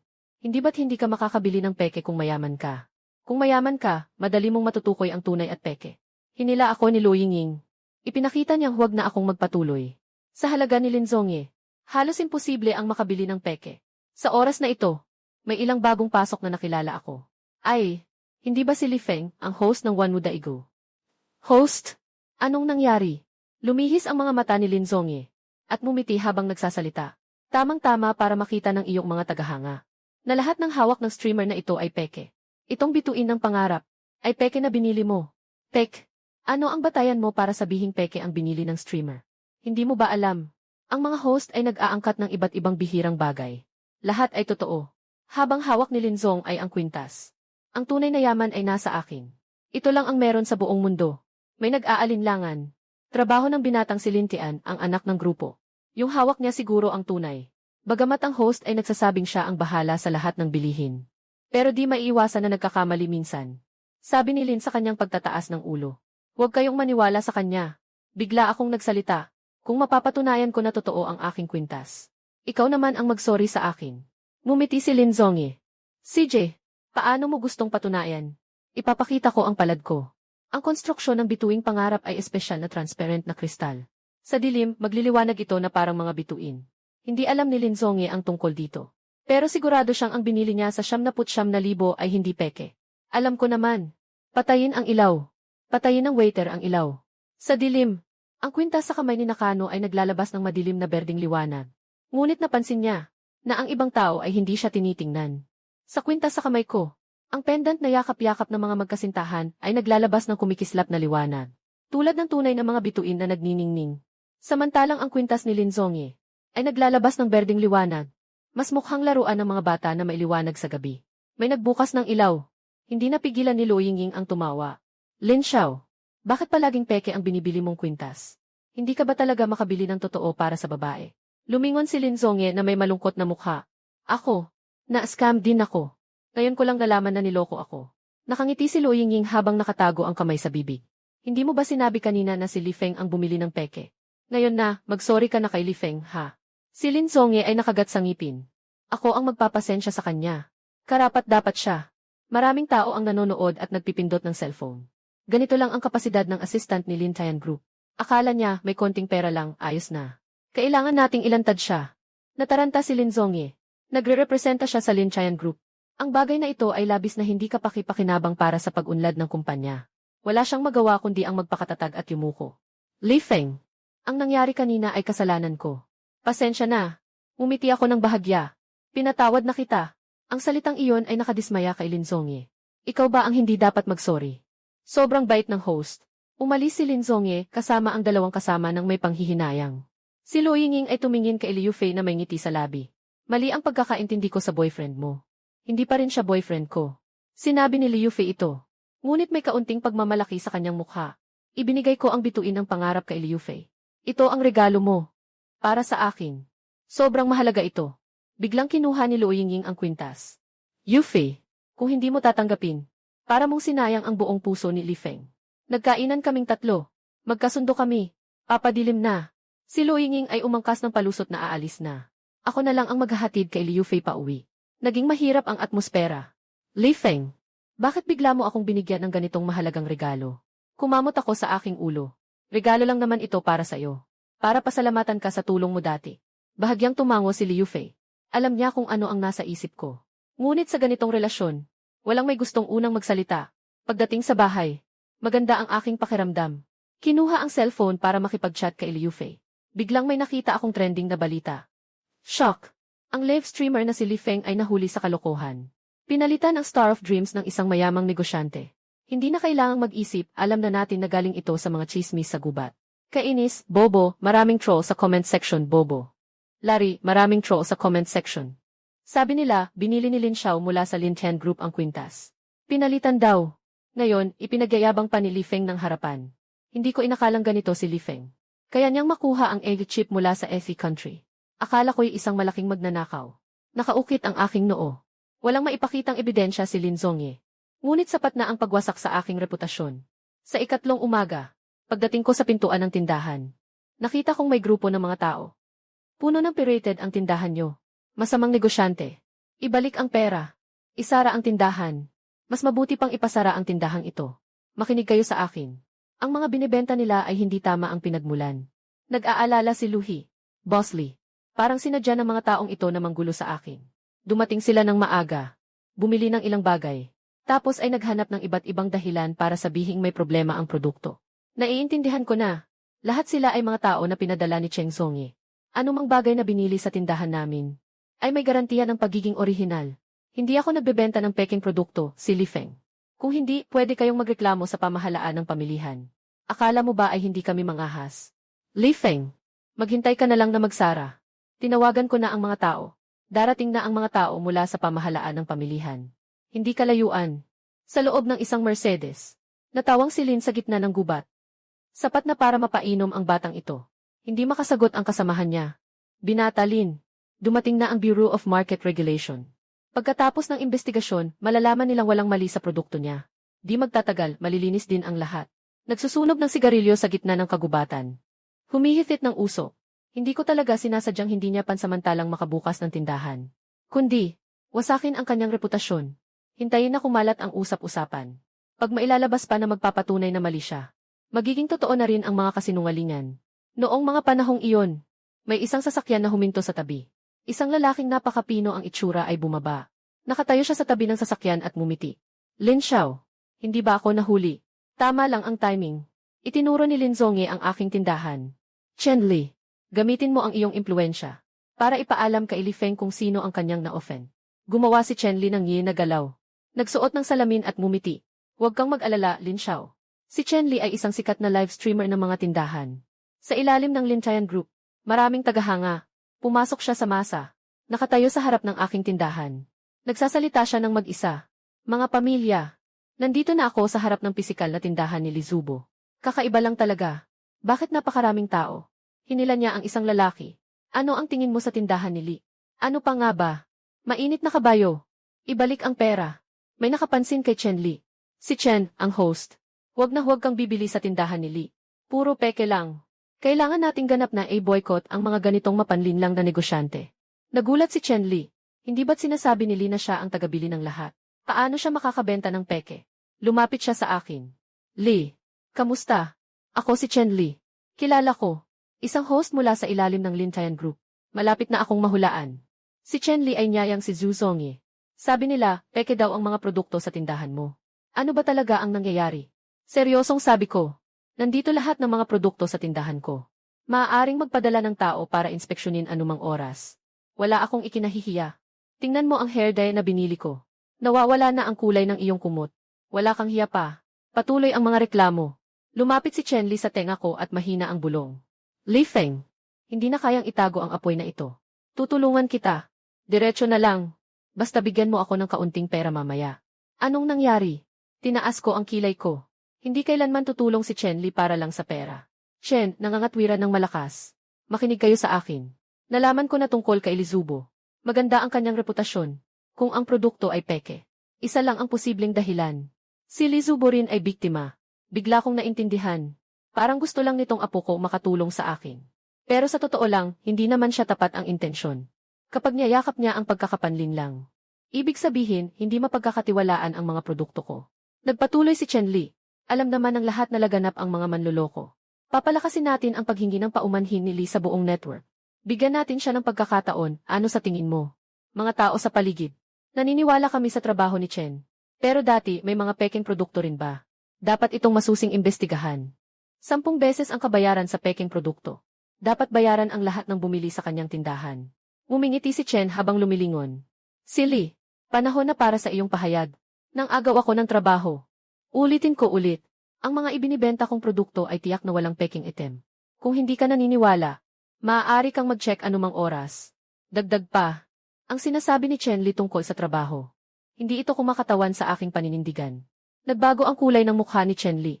Li Feng, nakatulong ako sa iyo ng mabuti. Hindi ka pa nagpapahalaga. Tinitigan ko siya ng malamig. Ilang pera ang ibinigay sa iyo ni Lin Zongye. May pagdududa sa mga mata ni Chen Li. Anong kailangan ni Guan Lin? Nandito ako para mag-imbestiga. Sige, ituloy mo lang. Ngumiti ako. Ang mga produkto ko ay tapat sa lahat. Kung gusto mong mag-verify, anytime. Pero kung magulo ka sa harap ng tindahan ko, mag-ulat ako sa pulis. Ayaw na rin ni Chen Li na magpanggap. Li Feng, nasa kamay mo ang kwintas ni Lin Xiao. Hindi ka rin nag-eksplika. Ngayon, ang produkto ay nalantad. Nararapat ka bang pagkatiwalaan ng mga tao? Nakangiti akong nagtanong. May patunay ako ng pagbili ng kwintas. Pagsisiwalat ng produkto. Hindi ko ba sinabi na suriin mo ito? O sabihin mo, na ikaw ay naging aso ni Lin Zongye, na sinadyang makialam sa aking mga bagay. Madilim ang mukha ni Chen Li. Sige na, makinig kayo sa akin. Hindi umamin si Li Feng. Wala tayong magagawa sa kanya. Ngunit maaari naming bigyan ka ng pagkakataon na patunayan ang iyong sarili. Sinasabi mong ikaw ang tagabili ng lahat. Kaya tulungan mo akong bumili ng isang produkto. Kung ang bagay na mabibili mo ay totoo, aaminin kong hindi ka nagsinungaling. Bigla akong umiti. Hindi ito basta-basta ibinibigay. CJ, sabihin mo nga. Si Chen Li tumatawa habang pinapanood akong mahulog sa bitag. Ang pabangong ito ay bagong labas. 3 bote lang ang mayroon sa buong mundo. Kung makakabili ka ng isang bote, ibig sabihin ay walang peking produkto ang binibenta mo. Maaaring hindi mo alam. May 2 bote na hawak ng reyna sa bansa Z. Isang bote ang binili ng isang mayaman na negosyante. Hindi nagtagal ay nabasag ito. Agad akong pumayag. CJ, ngumiti si Chen at nag-alala. At agad na nagdagdag ng isang pahayag. Dapat ay, bagong-bago at hindi pa nagagamit. Kung isasama ang kondisyong ito, hindi siya naniniwala na kaya kong makabili yun. Walang pakialam ako. Walang problema. 3 araw. Na-check ko na sa sistema. May isa pang bote ng pabango na ito. Mula sa reyna ng FA bansa. Nagtaka si Chen Li. Ang bilis ng pagpayag. CJ, ito ang iyong ipinangako. Kung hindi mo makuha, ano ang gagawin mo? Nasa iyo ang desisyon. Si Chen Li ay may ngiti sa kanyang labi. Kung hindi ka makakapagbigay ng pabango sa loob ng 3 araw, ay deklara mo sa buong internet na lahat ng produkto mong binili ay peke at isasara ang tindahan. Hindi na muling makakapagbukas. Hinawakan ko ang aking baba at tumango-tango. Sundin natin ang sinabi mo. Tumingin si Chen Li sa mga nagkakagulo. Nakipag-usap na ako kay Li Feng. Bigyan niyo ako ng pabor. Bigyan si Li Feng ng 3 araw. Ano sa tingin niyo? Dahil ito ay pangako ni Anchor Chen. Kailangan talagang bigyan ng pabor. Pagkatapos ng 3 araw, hindi niya maipapakita ang pabango. Hindi na rin namin siya sasabihan ng kahit isang salita. Tumingin si Chen nang may pagmamataas sa akin. Yung kakayahan niyang mapaniwala sa isang salita. Wala kang ganon. Humarap ako at bumalik sa tindahan. Dali-daling lumapit si Lu Hyun. Boss Lee. Sobrang labis ang kanilang hinihingi. Mukhang hindi ganoon kadali makuha ang pabangong iyon. Tumango ako. Madaling makuha. Hindi na ito gagamitin ni Chen Li para sa sugal. Maliit na problema lang ito. Sa loob ng 3 araw, hindi magsasara ang aming tindahan. Sa mga nakaraang araw, lahat ay mananatiling pareho. Huwag kang magmadali, Pangtianyo, pumasok ka. Nakita ko sa cellphone ko na may live stream. Siyempre, si Lin Zongye ang may kagagawa nito. Tama ka. Yung pabango na yan, gusto sanang bilhin ng tatay ko para sa nanay ko noong nakaraang taon. Pero hindi niya ito nabili. At isa sa mga bumibili ay ang reyna ng FA bansa. Dati, nagkaroon ka ng hindi pagkakaintindihan sa FA bansa. Sigurado akong hindi ka nila ibibigay. Ako'y tumango. May sarili akong paraan para bumili. Hindi tulad ng reyna ng FA bansa na hindi nagbebenta. Kaya hindi ako makakabili. Papunta na kami kakain. 2 magandang babae, huwag kayong magmadali. Nakangiti si Luoy Nging. Li Feng. Sisiil ko ito. Kung hindi dahil sa akin. Hindi ka sana tinarget ni Lin Zongye. Nagmumukhang naguguluhan si Liu Fei. Li Feng. Wala kang pagkakataong makabili ng pabango na iyon. Nag-isip si Lu Yinging. Ninangat-ngat ang labi. Pinapahanap ko sa tatay ko kung maaari. Na makuha ang pabango mula sa reyna ng FA bansa. Kung hindi makuha, hahanapin ko si Lin Zongye. Hindi ko naman kayang sirain ka. Hinawakan ko ng mahigpit ang kamay ni Lu Yinging. Sinabi ko na makakabili ako. Iyan ay makakabili. Kaya nga, papapuntahin ka kay Lin Zongye. Handa ka rin. Siyempre, ayaw ni Lu Yinging. 3 araw mula ngayon. Kakaabot ko lang sa tindahan. Matagal nang naghihintay si Chen Li. Mas marami pa ang kasama niya. Nakatayo lang sa pinto ng tindahan. Kung hindi ka makabili ng pabango bilang ahente, magpasensya ka na lang. Bakit? Bakit ang bilis? Natakot bang matalo si Lin Zongye? Maingay na nagalit si Chen Li. Li Feng. Huwag kang magpakamataray. Gusto ni Lin Xiao na guluhin ka. Parang pinipisang langgam lang. Ang galing niya. Kaya ipinadala ka niya isang ganitong bagay. Hindi ko na pinansin si Chen Li. Biglang dumating si Pang Tianyu. Kasama ang isang grupo ng tao sa likuran ko. Sino ang nagsabing hindi nila kayang gawin? Sabi ng host, kaya nilang makuha. Walang problema dyan. 2 grupo ang nagkatagpo. Isang Mercedes ang huminto sa harap ng tindahan. Bumaba si Lin Zongye mula sa sasakyan. Nagsindi ng sigarilyo. Matagal tayong hindi nagkita. Bakit ka naging ganito? At nanloloko pa rin sa mga consumer. Ngumingiti ako ng banayad. Hindi na ito ang unang beses na inakusahan ako ng ganito. Pero iba ang sitwasyon ngayon. Hindi pwedeng basta-basta na lang magpaliwanag ang mga naninira sa akin. Namutla si Lin Zongye sa kanyang ngiti. Ako ang nagbigay sa kanya ng utos. Noong nakaraan, dahil pinakniel siya, nagkaroon siya ng sama ng loob. Isang taong may galit ay nagiging matigas na lang sa salita. Si Lin Zongye ay nagbigay ng senyales kay Chen Li na naintindihan ng huli. Sige na. Li Feng. Huwag ka nang magbibiruan. Yung pabango. Kaya bang ilabas? Bakit ka nagmamadali? Siguradong mailalabas ni Li Feng. Si Lu Yinging ay nagmamaneho mag-isa. Dumating sa tabi ko. Nang may kumpiyansa, mahina ang boses. Nakuha ko na ang mga bagay. Maaari kang magpatuloy ng walang alalahanin. Tiyak na walang magiging problema. Mayroon akong ilan. Si Lu Yinging ay may tiwala at humarap. Nakatagpo sa mukha ni Lin Zongye. Talagang mabibigo kita sa pagkakataong ito. Ang boteng ito ng pabango. Inutusan ko ang tao para makuha ito kay Li Feng. Nagalit si Lin Zongye. 3 hakbang siyang lumapit. At itinulak ako. Sino ang nagbigay sa'yo ng karapatan na lumapit sa kanya? Anong pakialam mo dito? Sumigaw si Lu Yinging sa galit. Parang sinasadya niyang is-provoked siya. Ngayon ay para patunayan ang kawalang sala ni Ji Feng. Kahit nayakapin ako ni Li Feng. Gusto ko pa rin. Wala kang pakialam. Hinawakan ni Luo Yingying ang kamay ko at inilagay ito sa kanyang balikat. Si Lin Zongye ay nagalit at nagkulay berde ang mukha. Itinuro niya ako gamit ang daliri. Sa huli, ako pa rin ang napag-usapan. Tandaan mo ito ng mabuti. Ngayon, tiyak na papaluin kita ng 3 beses. Mas pinipili kong yayakap ng mas mahigpit si Luo Yingying. Nakangiti na parang nagmamakaawa. Subukan mo kung may lakas ka. Hinila ni Chen Li si Lin Zongye palayo. Nagpuna si Chen Li ng pawis. Li Feng, bilisan mo ang pagkuha ng pabango. Kung hindi mo kaya, sabihin mo na lang. Sasabihin kung hindi ko kaya. Pinalo ni Luo Yingying ang kanyang kamay. May isang tao na may dalang kahon na sumisiksik mula sa tao. Buksan ang kahon. Bolt ng Yongjing. Ang takip ay ginawa sa hugis ng korona. May mga maliliit na inukit na V na simbolo sa bote. Mukhang napakamarangya. Tinutok ko ang aking tingin sa bote ng pabango. Pareho ito sa nakita ko sa sistema. Yingying. Peke ang pabangong ito. Gumawa si Luo Yingying ng senyas na manahimik. Bumulong siya. Maliban na lang kung dumating ang reyna ng bansa. Hindi malalaman ng sinuman na ito ay peke. Medyo nagduda si Zong Zongye. Isang paa ni Rui ay nasa puwit ni Chen Li. Tingnan mo. Kung totoo o hindi. Inamoy ni Chen Li. Ang amoy ng mga rosas na umaabot sa hangin. Dahan-dahan mong amuyin, may amoy ng jasmine. Kasing amoy ito ng sinabi ng Xi. Ang oras ay puno ng pagdududa. Paano makakakuha si Li Feng ng pabangong ito? Agad na kinuha ni Lin Zongye ang pabango. Hindi naniniwalang amuyin ito. Sa kanyang alaala, ang pabangong ito ay sa ngayon ay tanging sa reyna ng bansa lamang. Luo Yingying, alam ko kung saan napunta ang pabangong ito. Si Haida Fu at ang reyna ng bansa. Sabihin mo sa akin, kanino mo ito nakuha? Siyempre, binili ko ito mula sa reyna ng bansa. Ayos lang iyon. May mga koneksyon din ako. Maaaring makontak si reyna ng bansa. Mas mabuting tanungin na lang natin kung totoo o hindi. Tumingin si Lin Zongye kay Chen Li. Mag-ugnay kay Johnny. Siguradong nasa bansa na siya ngayon. Maingat na ipinaliwanag ni Pang Qianyu. Si Johnny ang anchor ng Lin Chen Group. Nagpapalabas tungkol sa kultura at kalikasan ng bansa. Maganda ang palabas. Na personal na nilapitan ng reyna ng bansa. Nabahala agad si Luo Yingying. Fake ang pabango niya. Ikinuwento ni Chen Li kay Johnny ang nangyari. Sabi ni Johnny, pupunta agad siya para magpakita sa reyna ng bansa. Patuloy na nakatingin si Lin Zongye kay Luo Yingying at sa iba. Napansin niyang nag-aalala ang mga ito. Nasa isip ko na ang mga bagay-bagay. Ang peke ay sa huli peke pa rin. Hindi ito magiging totoo. Luo Yingying, bakit mo kailangang ipagtanggol ang ganitong walang silbing lalaki?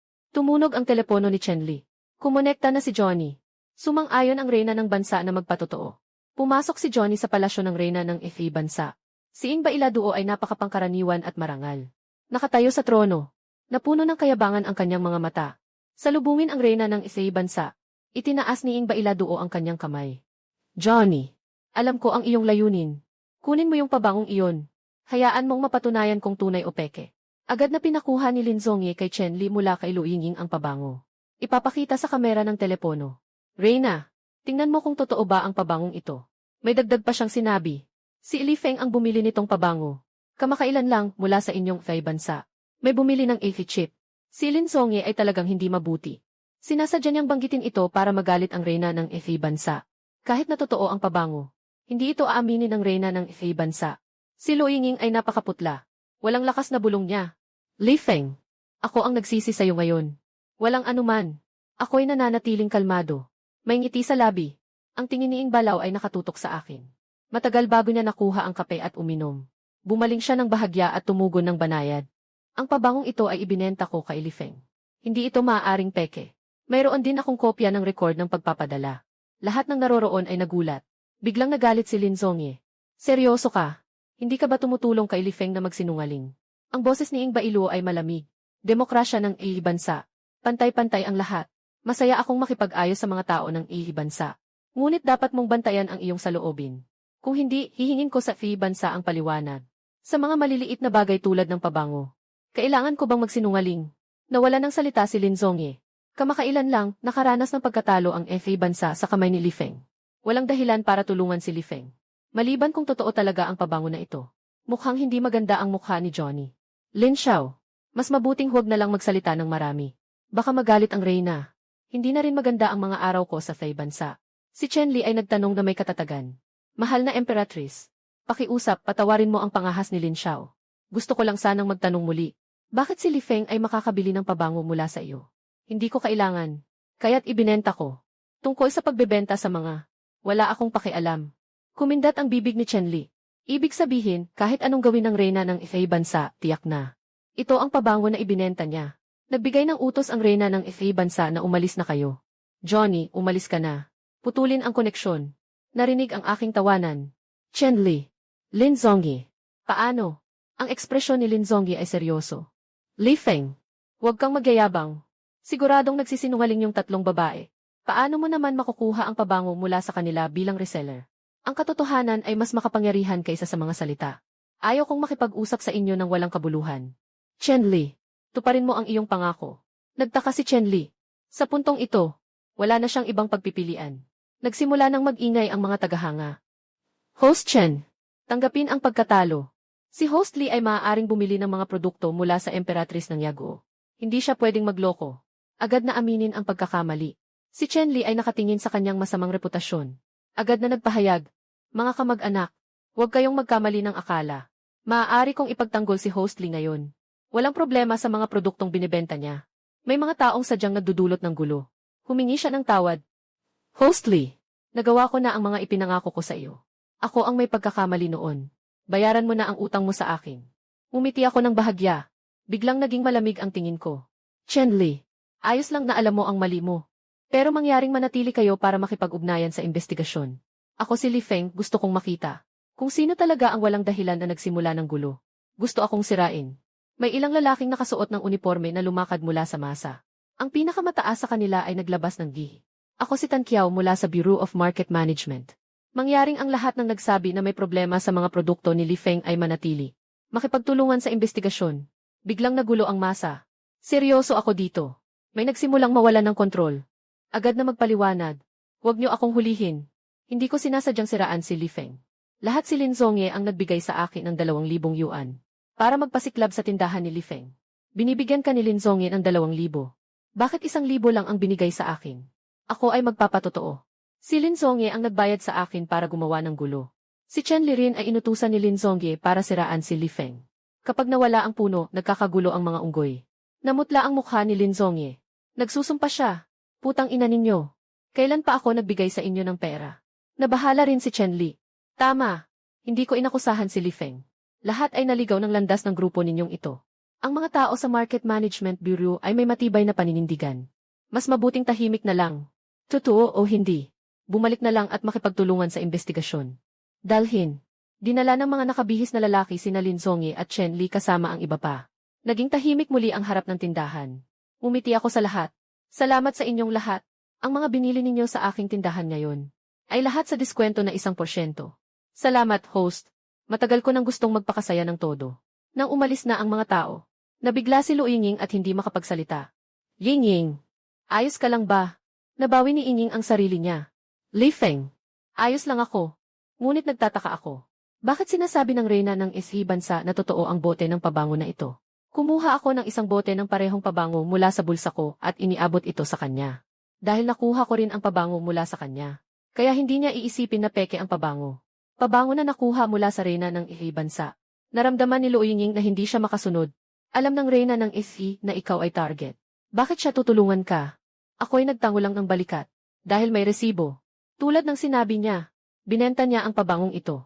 Hindi niya alintana kung kanino ito nabenta. Kapag nalaman niyang ako ang bumili, hindi niya maitatanggi. Dahil may mga record na tungkol dito. Reyna ng bansa, kung magpapanggap kang nagsisinungaling sa ganitong bagay, mas lalo lang niyang ikasisira ang sarili. Kaya kailangan niyang magsabi ng totoo. Tama, Yingying. Ibibigay ko sa'yo itong pabango. Dapat mo na ring sabihin sa akin, di ba? Paano mo nakuha ang pabango na ito? Si Lu Yingying ay nahihiyang kinuskos ang kanyang ulo. Ang pabango na ito ay ginawa ng kaibigan kong nagtatrabaho sa DHI na nagduplicate. Basta makapasa lang sa pagsusuri ng reyna ng FA bansa. Hindi ito magiging pekeng. Kung hindi ako nandito, talagang magkakaroon siya ng problema. Alam ko na ang ganitong internasyonal na brand ng DHI ay may mahigpit na kasunduan sa pagiging kumpidensyal. At ang formula ng pabangong iyon ay hindi basta-basta makukuha. Si Lu Yingying ay nagawa ito para sa akin. Nasapat na patunay na naglaan siya ng maraming pagsisikap. Yingying, maraming salamat sa ginawa mo ngayon. Hindi lang basta salamat. Si Lu Saiyangevgengu ay nakatayo na may mga kamay sa likod. Nakayuko at nakatingala sa akin. Na may malikot na ngiti. Sinabi mo na tinulungan kita. Kaya't isang pagkain lang ang kapalit. Ano sa tingin mo? Tumango ako bilang pagsang-ayon. Agad na tumawag si Lu Saiyangevgengu kay Deify. Matagal lang naghintay, saka palang tumawag si Liu Fei. Liu Fei, inayos ko na ang pagkikita niyo ni Li Feng. Anong masasabi mo sa paglabas para kumain? Tumatanggi si Liu Fei. Kailangan niyang mag-overtime sa kumpanya. Marami pang dapat gawin. Sige, kayo na lang ni Li Feng ang kumain. Hindi na ako pupunta. Mag-overtime. Hindi ba pwedeng ipagpaliban? Hindi na kailangan. Sige, maghuhung up na ako. Nakikinig si Lu Yingying sa bisiton. Hindi niya maiwasang huminga ng malalim. Sana ay makapagbigay ako ng pagkakataon sa kanilang dalawa. Hindi ko inaasahan.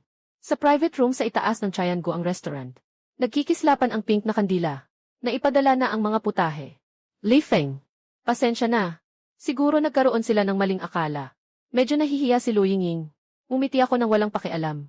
Walang anuman. Kumain lang ng simpleng pagkain. Basta't walang masamang balak. Hindi mo kailangang mag-alala. Nagtuost ang dalawa. Nagkukwentuhan at nagtatawanan. Mga kabataan lang naman. Walang agwat ng henerasyon. Maganda ang samahan. Si Lu Yingying ay hindi sinasadyang uminom ng marami. Lumabas mula sa restaurant. Pakiramdam niya ay puro mga bulaklak ang nasa harap niya. Sinasamahan ko siyang naglalakad sa kalye. Ihatid mo ako pa uwi. Si Lu Yingying ay nakatira sa isang subdivision. Mayaman ang pamilya. Kadalasan, nag-iisa siyang nakatira. Sinamahan ko siya hanggang sa pintuan ng bahay. Si Lu Yingying ay nakadapa sa akin. Hindi malinaw ang kanyang sinasabi. Li Feng, pumasok ka at umupo ka. Hindi ako mapakali na iwanan siya mag-isa. Kailangan na lang sumang-ayon. Pagpasok sa sala, si Lu Yingying ay muling nagsasalita sa kanyang panaginip. Li Feng, huwag kang umalis. Uminom pa tayo ulit. Sige na, matulog ka na agad. Inilayo ko ang kamay ni Lu Yingying. Hinawakan ni Lu Yingying ang aking lieg gamit ang parehong kamay. Lumapit ang pink na labi niya at hinalikan ako. Walang pumasok sa isip ko. Matagal na. Sa wakas, nakabalik ako sa sarili ko. Marahas kong itinulak si Lu Yingying palayo. Tumalikod at tumakbo palabas ng pinto. Alam na alam ko. Ngayon, ang gusto ko si Liu Fei. Hinding-hindi kami dapat magkaugnayan ng kung anumang hindi dapat mangyari kay Lu Yingying. Bumalik sa bahay. Nasa isip ko pa rin ang mukha ni Lu Yingying. Nag-shower ako ng malamig na tubig para mag-calm down. Kinuha ko ang cellphone ko at tiningnan ang mga komento sa live stream. Sa isang tingin, makikita mo na ito ang pinakabagong trending. Ang vlogger na si Li Feng nakikipag-ugnayan sa emperatrice ng bansa. Para kay Li Feng, nagpatotoo na bumili ng limitadong pabango. Nakatagpo ng netizen sa gitna ng gabi. Si Li Feng ay mabilis na nagpapalit ng girlfriend. Isa na namang magandang dalaga. Ano nga ba ang sikreto ni Li Feng? Sasagutin ka ng netizen dito mismo. Nakatagilid ang aking labi. Talagang kahanga-hanga ang mga netizen sa henerasyong ito. Hindi huminto ang chismis. Nagpadala ako ng message kay Liu Fei para magpaliwanag. Pero kahit magpadala ako ng message o tumawag, walang kahit anong sagot mula sa kanya. Nakatingin ako sa screen ng phone ko. Tahimik na tahimik si Liu Fei sa chatbox. Yung batang ito. Siguro nagkamali lang siya ng akala. Nagkamot ako sa ulo. Nang hihilakbot ang loob ko. Kahit na wala namang ginawa, bakit parang may ginagawang masama at natatakot? Habang iniisip ko, biglang nag-flash ang mga comments sa phone ko. Uy, panoorin mo. May nakalantad na ang pagkakakilanlan ni Lu Yingying. Pamangkin ng law group. Sikat na pamilya sa Forbes list. Mukhang gustong makipagrelasyon ni Li Feng sa mayamang babae. Hindi. Napanood ko na ang mga naunang video. Si Liu Fei ang tunay na asawa. Nangangalay ang labi ko. Talagang napakamayaman ng imahinasyon ng grupong ito ng mga netizen. Mga kaibigan. Ako at si Lu Yingying ay mga karaniwang kaibigan lamang. Kahapon, nalasing siya at sinamahan ko siyang umuwi. Ang paliwanag ay isang pagtatakip. Huwag ka nang magpaliwanag, host. Naiintindihan namin. Lalaki naman. Sino ba ang walang kaibigang babae? Humigop ako ng malalim. Alam kong sa ganitong pagkakataon, lalo lang lumalala. Kaya't hindi ko na pinansin ang mga komento. Diretso kong tinawagan si Li Feihong. Aking Tio Li, nasa bahay ba si Yufi? May kakaibang tono si Li Feihong. Nasa bahay. Inilak niya ang sarili sa kwarto buong araw. Binubuli mo ba siya, bata? Hindi. Agad akong nag-deny. Uncle Lee, pwede ba akong makausap siya sandali? Sabihin mo na lang sa kanya mismo. Ayaw pa ngang makipag-usap sa akin yung batang ito. May narinig na katok sa telepono. Sumigaw si Li Feihong. Yufi. Tumawag si Li Feng. Sasagutin mo ba? Tahimik. Mahabang katahimikan. Nang akala ko'y wala ng pag-asa. May marinig na mahihinang hakbang mula sa kabila ng kuryente. Tapos isang mahinang tunog. Hey! Tungkol sa nangyari kahapon. Hindi mo na kailangang ipaliwanag. Ininterrupt ako ni Liu Fei. Sinabi na sa akin ni Yingying. Umalis ka pagkatapos mong itulak siya. Naniniwala ako sa iyo. Nagtaka ako sandali. Bakit ganoon? Hindi ako nagalit sa iyo. Bumaba ang boses ni Liu Fei ng kaunti. Naisip ko lang, kung ganoon ka ba sa lahat? Ganoon ka ba sa lahat? Ganito ka nag-aalaga? Nagtataka ako sa sinabi mo. Ako. Biglang naging masigla ang tono ni Liu Fei. Bukod dito, hindi ba may Double 11 event ang tindahan mo bukas? Tutulong ako. Talaga? Ganyan lang. Nakatigil. Napatay ang tawag. Nakatitig lang ako sa screen ng phone ko. Nagsimula na namang mag-flash ang barrage. Mukhang nakontrol na ng girlfriend niya ang streamer. Haha. Si Li Feng, ang matibay na lalaki. Ito ang reaksyon. Tiyak na tunay na pagmamahal. Also eversal tunay na pagmamahal also. Nilingon ko ang ulo ko. Nais ko nang isara ang live stream. Lumabas ang isang pribadong mensahe. Nagpadala, Liu Fenfei. Nilalaman. Tanga. Kita-kits bukas. Hindi ko mapigilang tumawa. Kinabukasan ng umaga. Puno ng dekorasyon sa harap ng tindahan. Pagtatanghal ng Double 11 na mga produkto. Naghanda ako ng maraming espesyal na alok. Si Pang Qianyu ay abala kasama ang mga empleyado. Si Lu He ang namamahala sa operasyon ng live streaming. Dumating si Liu Fei sa tamang oras. Mahabang buhok na nakalaylay. Maganda at kakaiba. Dumating ng maaga. Umiti ako at sinalubong siya. Ang mga bagay na ipinangako. Siyempre, kailangan itong tuparin. Tumingin siya sa paligid. Ano ang kailangan kong gawin? Ikaw ang bahala sa cashier ngayon. Maaasahan kita. Tiningnan ako ni Liu Fei. Parang ako ang pinapagawa ng mabibigat na trabaho. Siyempre. Kung hindi, bakit kita papakitaan bilang may-ari? May 100. Nagtaka ako. Nagtaka rin si Liu Fei. Biglang namula ang kanyang pisngi. Ako. Pumunta ako sa cashier. Lumiko siya at tumakbo. Nakatayo ako sa aking pwesto. Gusto na sanang sapukin ang sarili. Itong bibig. Bakit hindi mo isara ang pinto? Naging baliw na ang mga komento sa live stream. Nagpahayag na may-ari ng tindahan. Totoo na. Li Feng, kaya mo yan. 9:00 ng umaga. Opisina ay opisyal nang nagsimula. Maraming customer. Mas masigla pa kaysa sa inaasahan ko. Sa loob lang ng 1 oras, lumagpas na ang kita sa 500,000. Kuya Li. Medyo kakaiba ang daloy ng tao ngayon. Dumating si Pang Qianyu. Ipinasa sa akin ang cellphone. Tingnan mo. May mga tao sa online na nag-uudyo. Sinasabi na ang tindahan natin ay may promo ngayon para magbenta at tumakas. Nagmumukha akong naguguluhan. Isang account na tinatawag na Business Detective Wang. Ang nagpost ng mahabang pagsusuri tungkol sa modelo ng negosyo ng lahat ay mabibili. Ang konklusyon ay hindi sustainable ang ganitong modelo ng pagbili. Magtatapos din ito sa pagkasira. Ang comment section ay nagiging magulo. Sinasabi ko na hindi mapagkakatiwalaan ang ganitong pagbili. Suportahan si Li Feng. User 1, itong si Matiao, suportahan si Li Feng.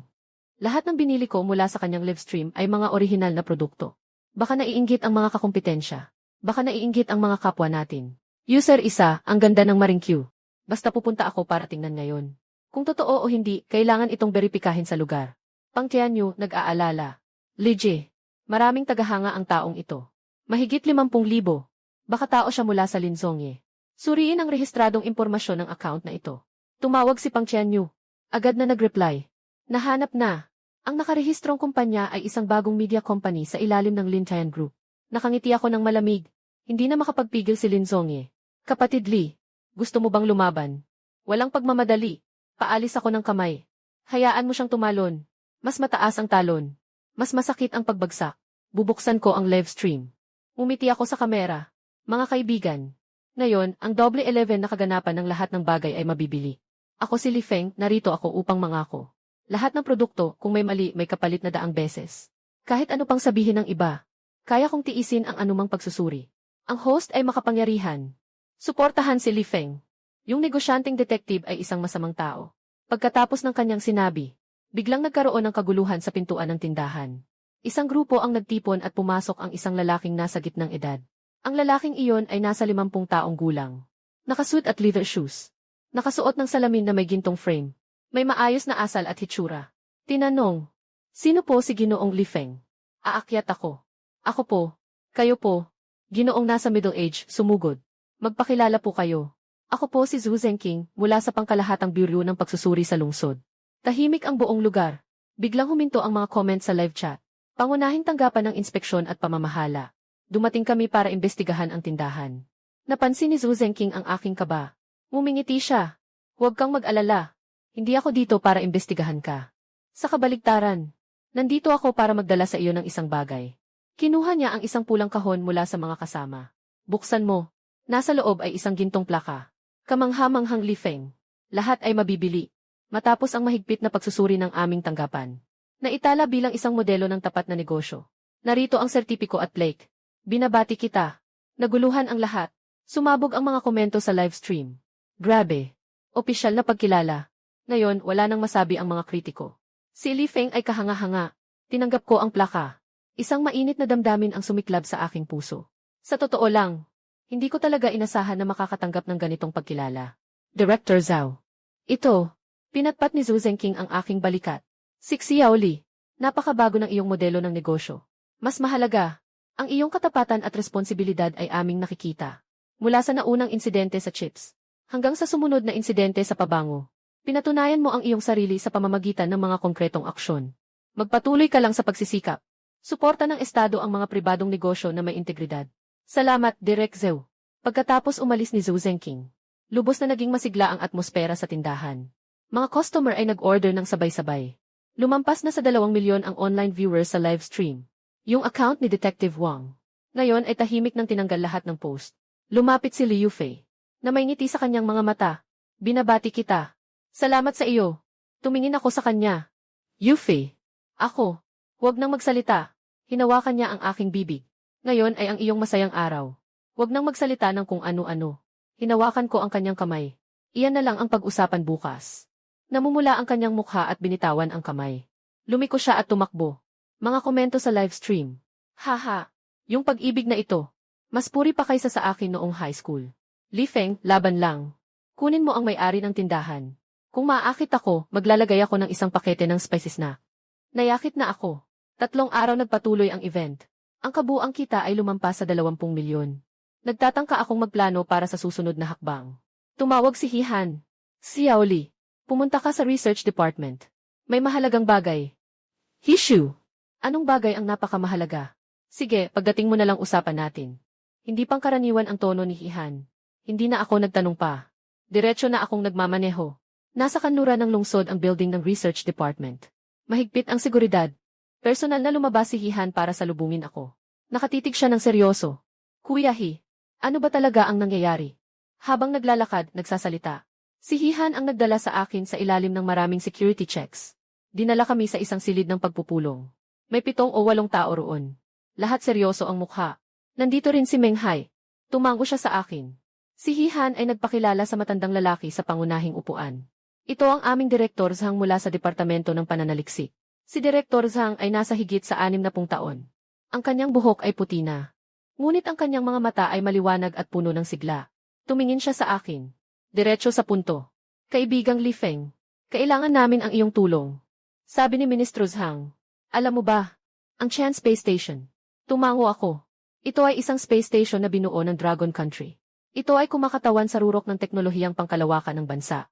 Ang Qian Space Station ay kasalukuyang nasa 2 yugto ng pagpapalawak. Ngunit nakatagpo ito ng kaunting problema. Si Ministro Zhang ay huminga ng malalim. May isang pangunahing bahagi, Quantum Communication Relay Module, na orihinal na nakatakdang i-produce ng mga lokal na kumpanya. Ngunit nagkaroon ng teknikal na pagkasira sa proseso ng produksyon, na hindi maayos sa maikling panahon. Kinuha ni Hihan ang usapan. Kung maantala ang paghahatid ng modulo na ito, ang buong plano ng pagpapalawak ng space station ay mapipilitan ng ipagpaliban ng hindi bababa sa 1 taon. Napakalaki ng epekto nito. Naiintindihan ko. Gusto niyo akong ipag-order ng modulo na ito. Tama. Tumango si Ministro Zhang. Ngunit ang teknolohiya ng modulo na ito ay napakataas. Sa kasalukuyan, 3 bansa lamang sa buong mundo ang makakagawa nito. Bansa Dini, Bansa He at tayo. Ipinapatupad ng Bansa Egi at Bansa He ang teknolohikal na embargo sa atin. Walang paraan upang makabili sa mga lehitimong channel. Kaya ang ibig mong sabihin ay, kailangan natin na ikaw ay dumaan sa mga espesyal na channel. Nakuha ang modulo na ito. Matalas ang tingin ni Ministro Zhang. Siyempre, kung ayaw mo, hindi kami pipilitin. Tahimik ako. Ito ay hindi karaniwang pagbili. Ito ay para sa bayan. Lumilitaw ang sistema sa harap mo. Produkto. Quantum Communication Relay Module. Para sa Tiangong Space Station.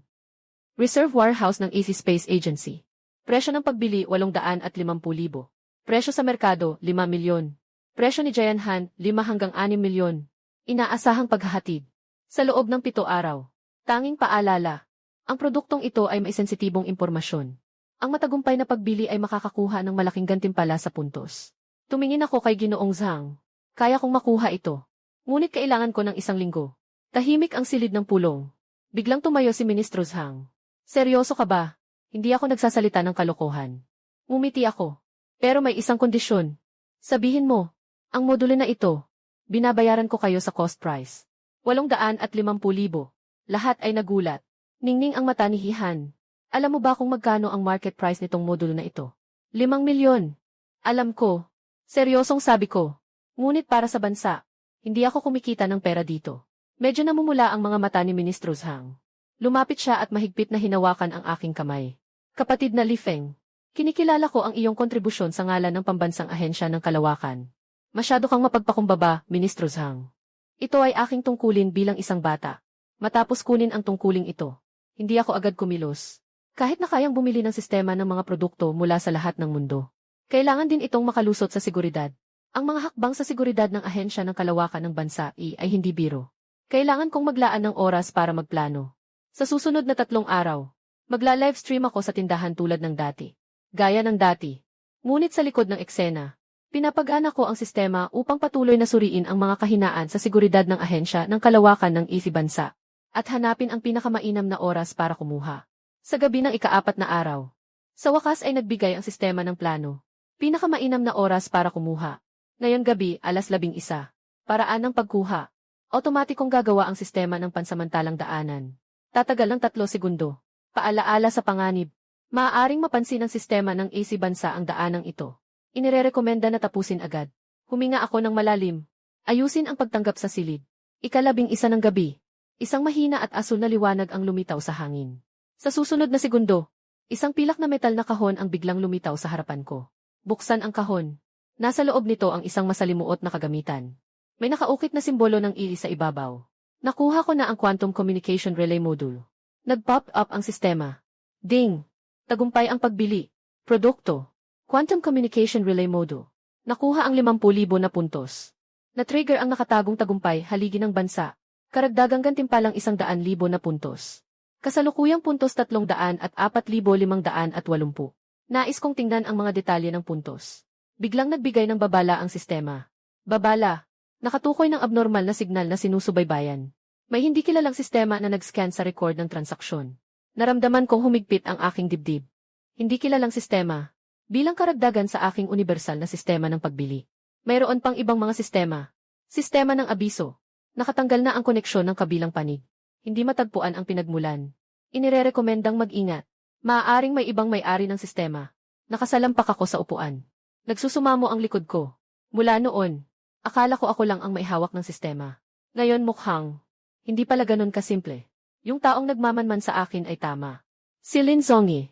O baka may iba pang tao pa. Kinuha ko ang cellphone. Nagpadala ako ng mensahe kay Hihan. Nandyan na ang mga bagay. Agad na sumagot si Hihan. Talaga, bukas ng umaga, kukunin ko ito.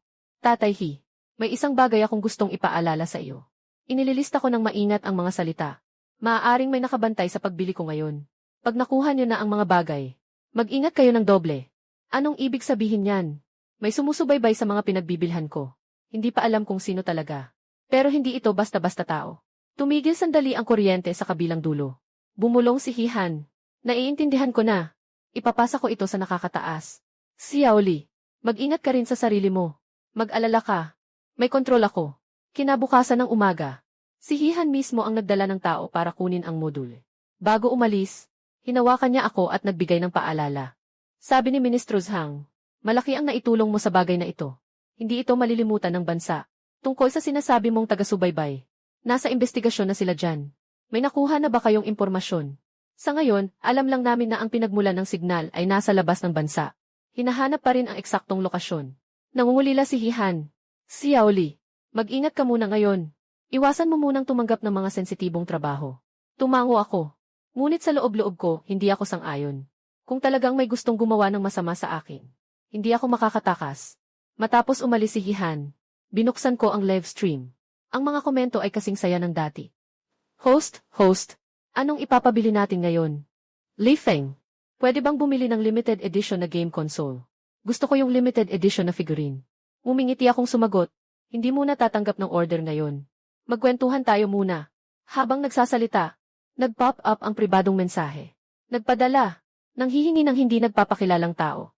Nilalaman, Li Feng, Alam ko ang iyong sikreto.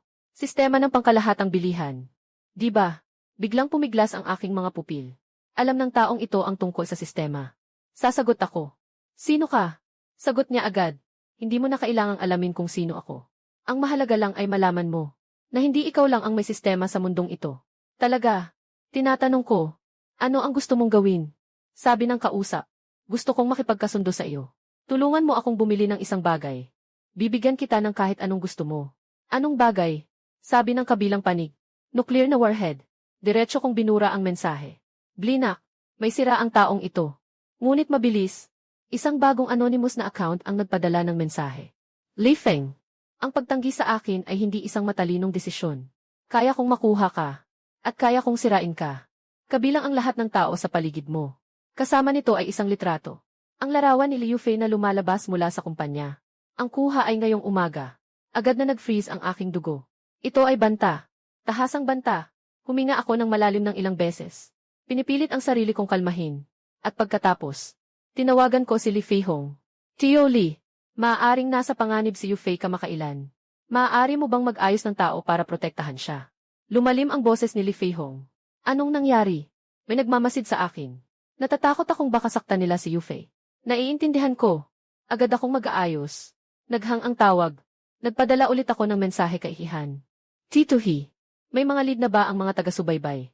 Sumagot si Hihan. Nakatagpo na. Ang pinagmulan ng signal ay nasa bansa. Ngunit nang subukan naming subaybayan ito, nakatanggal na ng koneksyon ang kabilang panig. Pero nakakuha tayo ng isang bahagi ng code. Pagkatapos ng pagsusuri ng teknikal na departamento na pag-alaman nila, ito ay isang uri ng bakas ng pagpapatakbo ng isang sistema na katulad sa iyo. Ibig sabihin, totoong may pangalawang tao na maihawak ng sistema ng pagbili. Hindi lang isa. Sa code, nakakita ang teknikal na departamento ng maraming iba't ibang encryption. Hindi bababa sa 3 magkaibang katangian ng sistema. Nabigla ako. Gaano karami ang mga maihawak ng sistema sa mundong ito? Ipinaliwanag pa ni Hihan na itatag na ang isang espesyal na grupo ng investigasyon sa itaas. Codenamed Huntnet. Ipinaabot ni Ministro Zhang sa iyo. Sa panahong ito, iwasan muna ang mga aktibidad ng pag-aangkat. Ingatan ang sarili. Nakuha ko na. Ihinto ang tawag. Nakatukod ako sa likod ng upuan. Mabilis ang takbo ng utak ko. 3 may-ari ng sistema. Isa sa kanila ay gustong makuha ang nuclear warhead. At tinutulak ang pamilya ko. Hindi ito pwedeng gawin ng ordinaryong kalaban. Binuksan ko ang panel ng sistema. Nag-scroll sa isang opsyon na hindi ko pa napapansin dati. Sensor ng may-ari ng sistema. Na-unlock ang AC-3. Paliwanag ng function. Maaaring makaramdam ng presensya ng ibang may-ari ng sistema sa loob ng 10 kilometro. Kasalukuyang estado. Naka-enable. Walang pag-aatubili kong pinindot. Lumabas ang isang radar chart sa screen. May 3 ilaw na punto sa ibabaw nito. Ang berde ay para sa akin. Ang dilaw ay para sa ibang mga may-ari ng sistema. 2 sila. Isa ay nasa loob ng bansa. Ang pula ay para sa mga kalaban na may-ari ng sistema. May isang lokasyon din sa labas ng bansa. Yung pulang, dapat siya yung tao na nagtatrabaho para kay Weili. At yung yellow na ilaw sa loob ng bansa. Layo lang nito sa akin ng hindi higit sa 5 kilometro. Sa lungsod na ito, hindi ko agad pinuntahan yung taong may kontrol sa sistema sa loob ng bansa. Di ko alam kung kaibigan o kalaban siya. Masyadong mataas ang panganib ng walang ingat na pakikisalamuha. Ngunit alam ko, nagsimula na ang larong ito. Kinabukasan ng hapon. Inanyayahan ako ni Hihan na magkita sa Departamento ng Pananaliksik. Sa silid ng pagpupulong, bukod kay Ministro Zhang, mayroon ding ilang tao na hindi ko pa nakikita. Itinuro ni Ministro Zhang ang isa sa mga kalalakihan na nasa gitnang edad at nagpakilala. Ito si Director Zhaogang mula sa Departamento ng Seguridad. Si Zhaogang ay nasa mga mahigit 40 taon na. Mukhang may hawig sa Chino. Matalas ang mga mata. Tinitingnan niya ako. Diretsahang nagsimula. Kumusta, Comrade Li Feng? Nakapagpasya na kami. Sa buong mundo, mayroong hindi bababa sa 5 katulad na sistema na hawak. 2 sa mga ito ay nasa ating teritoryo. Kasama ka na rito. Sino ang isa pa? Tinanong ko. Hindi pa natutukoy. Ngunit nakapag-focus na kami sa ilang mga kahina-hinalang target. Binuksan ni Zhaogang ang projector. Ito ang ilang mga naitalang komunikasyon na nahuli namin. Kabilang sa mga nilalaman ay military-industrial, pagnanakaw ng teknolohiya, pati na rin ang mga plano ng pagpatay. Naramdaman kong may bigat. Pagpatay. Tiyak ang target. Tumingin si Zhaogang sa akin. Isa sa mga target ay ikaw. Tahimik ang silid ng pulong. Pulang-pula ang mukha ni Hihan. Sino ang gustong pumatay kay Xiaoji? Ayon sa impormasyong mayroon kami, ang may-ari ng sistemang iyon sa ibang bansa ay may pangalang Ghost. Dating nakipagtulungan sa mga ahensya ng intelihensya ng maraming bansa. Siya ay tumatanggap ng iba't ibang imposibleng misyon. Napakataas ng halaga. Huminto si Zhao Gang. Kamakailan lang nakakuha siya ng isang kontrata. Pagtaga kay Li Feng. 10 milyong dolyar. Sino ang nag-hire? Hindi pa natutukoy sa ngayon. Pero sospechamos na may kaugnayan ito sa Lin Tian Group. Lin Zongyi. Nakuha ko na ang sagot sa puso ko. Ipinaliwanag pa ni Zhao Gang. Malakas ang kakayahan ng multo. Maaaring ang sistema niya ay panglaban o pangsaksak. Anong klase ang sistema mo? Para sa pamimili. Pangkalahatang pagbili. Tumango si Zhao Gang. Ito ang dahilan kung bakit tatanggapin ng multo ang negosyong ito. Ang iyong kakayahan sa pagbili ay nagbabantang makaapekto sa interes ng ilang tao. Lalo na ang mga puwersang kumikita sa pamamagitan ng teknolohikal na monopolyo. Muling sumingit si Ministro Zhang. Kaya't kailangan nating protektahan si Li Feng. Masyadong mahalaga ang kanyang kakayahan para sa bansa. Ito rin ang dahilan kung bakit ako nandito ngayon. Tumingin si Zhao Gang sa akin. Li Feng, gusto naming makasama ka sa Operation HunterNet. Bilang espesyal na tagapayo. Kasabay nito, bibigyan ka namin ng pinakamataas na antas ng seguridad. Ano ang kailangan kong gawin? Makipagtulungan tayo. Gamitin ang iyong kakayahan sa pagbili. Para makakuha ang bansa ng ilang mahahalagang teknolohiya at materyales. Kasabay nito, tulungan mo kami na subaybayan at tukuyin ang ibang may-ari ng sistema. Lalo na ang Ghost. Naisip ko ito ng saglit. Maaari kong ipangako. Ngunit may isa akong kondisyon. Sabihin mo, protektahan mo ang lahat ng tao sa paligid ko. Hindi lang si Liu Fei, kundi pati ang mga empleyado ko. Walang pag-aalinlangan si Zhao Gang. Ito ang pinaka-basic. Mula ngayon, lahat ng tao sa paligid mo ay isasama sa saklaw ng proteksyon. Tumango ako. Wala na akong problema. Nagpakita ng ngiti si Ministro Zhang. Ayos, kapatid na Li Feng. Maligayang pagdating sa pagsali. Pagkatapos sumali sa operasyon ng HunterNet, nagkaroon ng banayad na pagbabago sa aking buhay. May ilang bagong empleyado sa paligid. Lahat sila ay mga ahente ng seguridad na nagkukubli. Walang kaalam-alam sina Pang Qianyu at Luhi tungkol dito. Akala lang nila ay lumalaki ang aking negosyo at nag-hire ng tao. May mga bodyguard din na inatasan kay Liu Fei. Ngunit hindi siya alam ito. Nag-live stream ako tulad ng dati. Tuloy ang pamimili. Lahat ay normal. Pero sa lihim, nagsimula na ang Hunter Network team na subaybayan ang Ghost. 1 linggo ang lumipas. Dinala ni Zhao Gang ang bagong balita. Nakita na nila ang lokasyon ng Ghost. Sa Southeast, sa isang bansa. Pero matalino siya. Nagpapalit ng lugar tuwing 2 araw. Kahit mahirap siyang matrace. Anong kailangan kong gawin? Gusto naming mahanap mo siya gamit ang sistema. Tumingin si Zhao Gang sa aking panel ng sistema. May sensing function ang sistema mo. Tumango ako. Meron. Ngunit maaari lamang itong makaramdam sa loob ng 10 kilometro. Kung dadalhin ka namin malapit sa kanya. Ayos lang iyon. Kumuha si Zhao Gang ng isang mapa. Ayon sa aming impormasyon, lilitaw ang Ghost sa Xihe Country Manggu pagkatapos ng 3 araw. Upang dumalo sa isang underground trading conference. Ayos namin na pumunta ka sa Manggu. Para sa live na pagbili. Gumawa ng makatwirang dahilan para nandyan ka. At pagkatapos mararamdaman mo ang kanyang lokasyon. Isagawa natin ang pag-aresto. Maaasahan ang planong ito. Tumigil ako sandali. Pero may isang problema. May sistema rin si Yu Jong sa kamay niya. Paano kung maramdaman niya ako? Nagngingit-ngit ang mukha ni Zhao Gang. Ito rin ang kinababahala namin. Kaya sa misyon na ito, magpaplano kami ng maingat. May isa pang tanong. Idinagdag ko. Ang misyon ng multo ay patayin ako. Kung lilitaw ako sa Manggu, baka mauna siyang kumilos. Possible. Kaya kailangan mong maghanda sa isip. Delikado ang operasyon na ito. Tahimik akong nag-isip ng ilang segundo. Tapos ngumiti. Mas delikado. Mas gusto kong pumunta. Ang taong ito ay nagbanta sa akin at sa mga tao sa paligid ko. Kung hindi ko siya aalisin, hindi ako makakatulog ng maayos. Pinaikutan ako ni Zhao Gang sa balikat. Napakamaasahin. 3 araw mamaya, dinala ko ang live streaming team sa Manggu. Sa pangalan ay para sa isang cross-border shopping live stream. Ngunit sa katotohanan, ako ay isang pangunahing miyembro ng operasyon ng panghuli. Si Liu Fei ang naghatid sa akin sa paliparan. Medyo namumula ang kanyang mga mata. Dapat kang mag-ingat. Matibay ang aking buhay. Umiti ako at hinaplos ang ulo niya. Pagbalik ko, kakainin kita. Sabi mo, huwag kang magdahilan. Bago sumakay, nagpadala rin si Lu Yingying ng mensahe. Li Feng, sabi nila pumunta ka sa Xihe na bansa. Mag-ingat ka lagi. Huwag kang paputulan ng bato. Sasagot ako. Huwag kang mag-alala. Hindi matutuklaw ang bato ko. Nang lumapag ang eroplano sa Manggu Airport, gabi na noon, ang mga tao ni Zhao Gang ay nakapila na sa labas ng labasan. Dinala kami sa isang 5-star na hotel. Sa ibabaw, para lang mag-shoot ng live na tungkol sa kultura ng DC. Sa totoo lang, puno na ng security equipment ang mga kwarto ng hotel. Binuksan ko ang sensor ng sistema. Sa radar map, may 2 dilaw na ilaw. Nasa lungsod ng Mangu silang 2. Isa sa mga ito ay malapit sa hotel. Hindi lalampas sa 2 kilometro ang layo. Isa naman ay nasa labas ng bayan. Mga 1 kilometro ang layo. Nandito rin ang pulang liwanag na parang multo sa Mangu. Mga 5 kilometro ang layo. Tiyak na darating siya. Ipapadala ko ang coordinates kay Zhaogang. Zhaogang agad na nag-ayos ng mga tauhan para mag-monitor. Kinabukasan, nagsimula akong mag-broadcast ayon sa plano. Mga kaibigan ko, ngayon nasa E country ako sa Mangu. Dalhin ko kayo sa isang karanasan sa kultura at kalikasan ng E country. At kung may gustong bumili ng mga lokal na produkto ng E country, durian, taste, o amulet ng badha. Naging masigla ang mga komento. Pumunta na ang streamer sa E bansa. Mag-ingat sa mga transgender. Bumili ng AC bansa na girlfriend. Gusto ko ng amulet ng Buddha mula sa T bansa. Sabi nila, napaka-epektibo nito. Habang nagla-live ako, nakatutok ako sa radar chart. Ang pulang liwanag ay dahan-dahang gumagalaw. Lumalapit na ito. 4 na kilometro. 3 kilometro.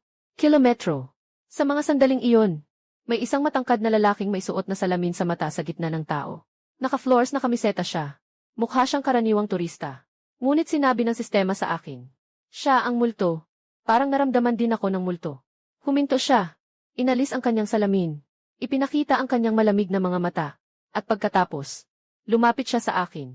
Ang mga manonood sa live stream ay patuloy na nag-uusap. Walang kaalam-alam na ang panganib ay papalapit. Tumingin ako sa mga tauhan sa paligid at nagbigay ng senyas. Sila ay mga ahente. Agad na naintindihan. Lumapit ang multo sa akin at nagsalita ng fluent na Mandarin. Li Feng, matagal ko nang narinig ang iyong pangalan. Ikaw ay si Jin. Alam ko na ang sagot. Maaari mo akong tawaging multo. Ngumiti siya ng bahagya. Alam ko na nararamdaman mo rin ako. Huwag nang magpanggap. Anong gusto mong gawin? Gusto kong makipag-usap sa iyo ng tahimik. Tumingin si Yujong sa aking cellphone. Pero hindi dito. Sumama ka sa akin. Bakit ako susunod sa iyo? Dahil sa girlfriend mo, si Liu Fei. Nasa bahay na si Inghai. Naglagay ako ng ilang bagay sa bahay niya. Ang ngiti ng multo ay nakakatakot. Kung hindi ka susunod sa akin, mag-explosion ang bagay na iyon. Biglang sumikip ang puso ko. Ngunit agad din akong nakapagpigil. Sabi ni Zhaogang, may bodyguard si Liu Fei. Kung talagang may pumasok sa bahay niya, hindi pwedeng hindi nila mapansin. Maliban na lang kung may kakayahan ang sistema ng multo na mag-block. Bubuksan ko ang panel ng sistema. Mabilis na mag-imbestiga. Produkto. Malalayang pampasabog na aparato. Pinagmulan ng kalakal. Multo. May-ari ng sistema. Gasto sa pagbili. Hindi maitataya. Paalala. Ang aparato ay naalis na ng mga ahente ng seguridad. Nakaramdam ako ng ginhawa. Naasikaso na ng tao ni Zhaogang. Naghihintay pa rin ang ghost sa aking sagot. Hindi niya alam na kaya kong suriin ang mga ito. Ayos. Susundan kita. Pinatay ko ang live stream. Sa mga manonood, mga kaibigan, may biglaang bagay. Babalik tayo mamaya. Ang live stream ay puno ng pag-iyak. Ngunit wala na akong oras para dyan. Dinala ako ng multo palayo sa masa. Pumunta kami sa isang tahimik na eskinita. Dito na tayo. Lumiko siya. Li Feng, ayokong pumatay sa'yo. Basta't pumayag ka sa isang bagay.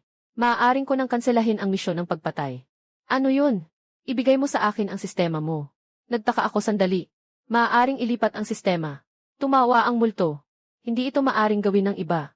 Ngunit kaya ko. Ang sistema ko ay uri ng panloloob. Maaari nitong kunin ang kakayahan ng ibang sistema. May mensahe ang sistema. Natuklasan ang banta. Tipo ng sistema ng kalaban, mananakop. Kung makipag-ugnayan sa kalaban ng higit sa 30 segundo, mapipilitan ang sistema na alisin. Naiintindihan ko na. Kumusta? Humihingi ng tulong ang multo. Basta makipagtulungan ka. Hindi kita sasaktan. Maari kong isuko ang 55 milyong dolyar na gantimpala. Ang sistema mo ang tunay na mahalagang bagay. Tinutukan ko ang kanyang kamay. Alam kong kapag nahawakan ko ito. Tapos na. May tanong ako. Nagtanong ako. Sino ang amo mo? Sabihin mo sa akin. Maaari kong pag-isipan. Nag-atubili ang multo sandali. Grupo ni Lin Chen. Lin Zongyi. Binilinan ka nilang pumasok hanggang buto. Handang magbayad ng 50 milyon dolyar para sa buhay mo. Tiyak na siya ngayon. Ang huling tanong. Ngumiti ako. Akala mo ba talaga na ako lang mag-isa? Nagbago ang mukha ng multo. Naghahanda ng umatras.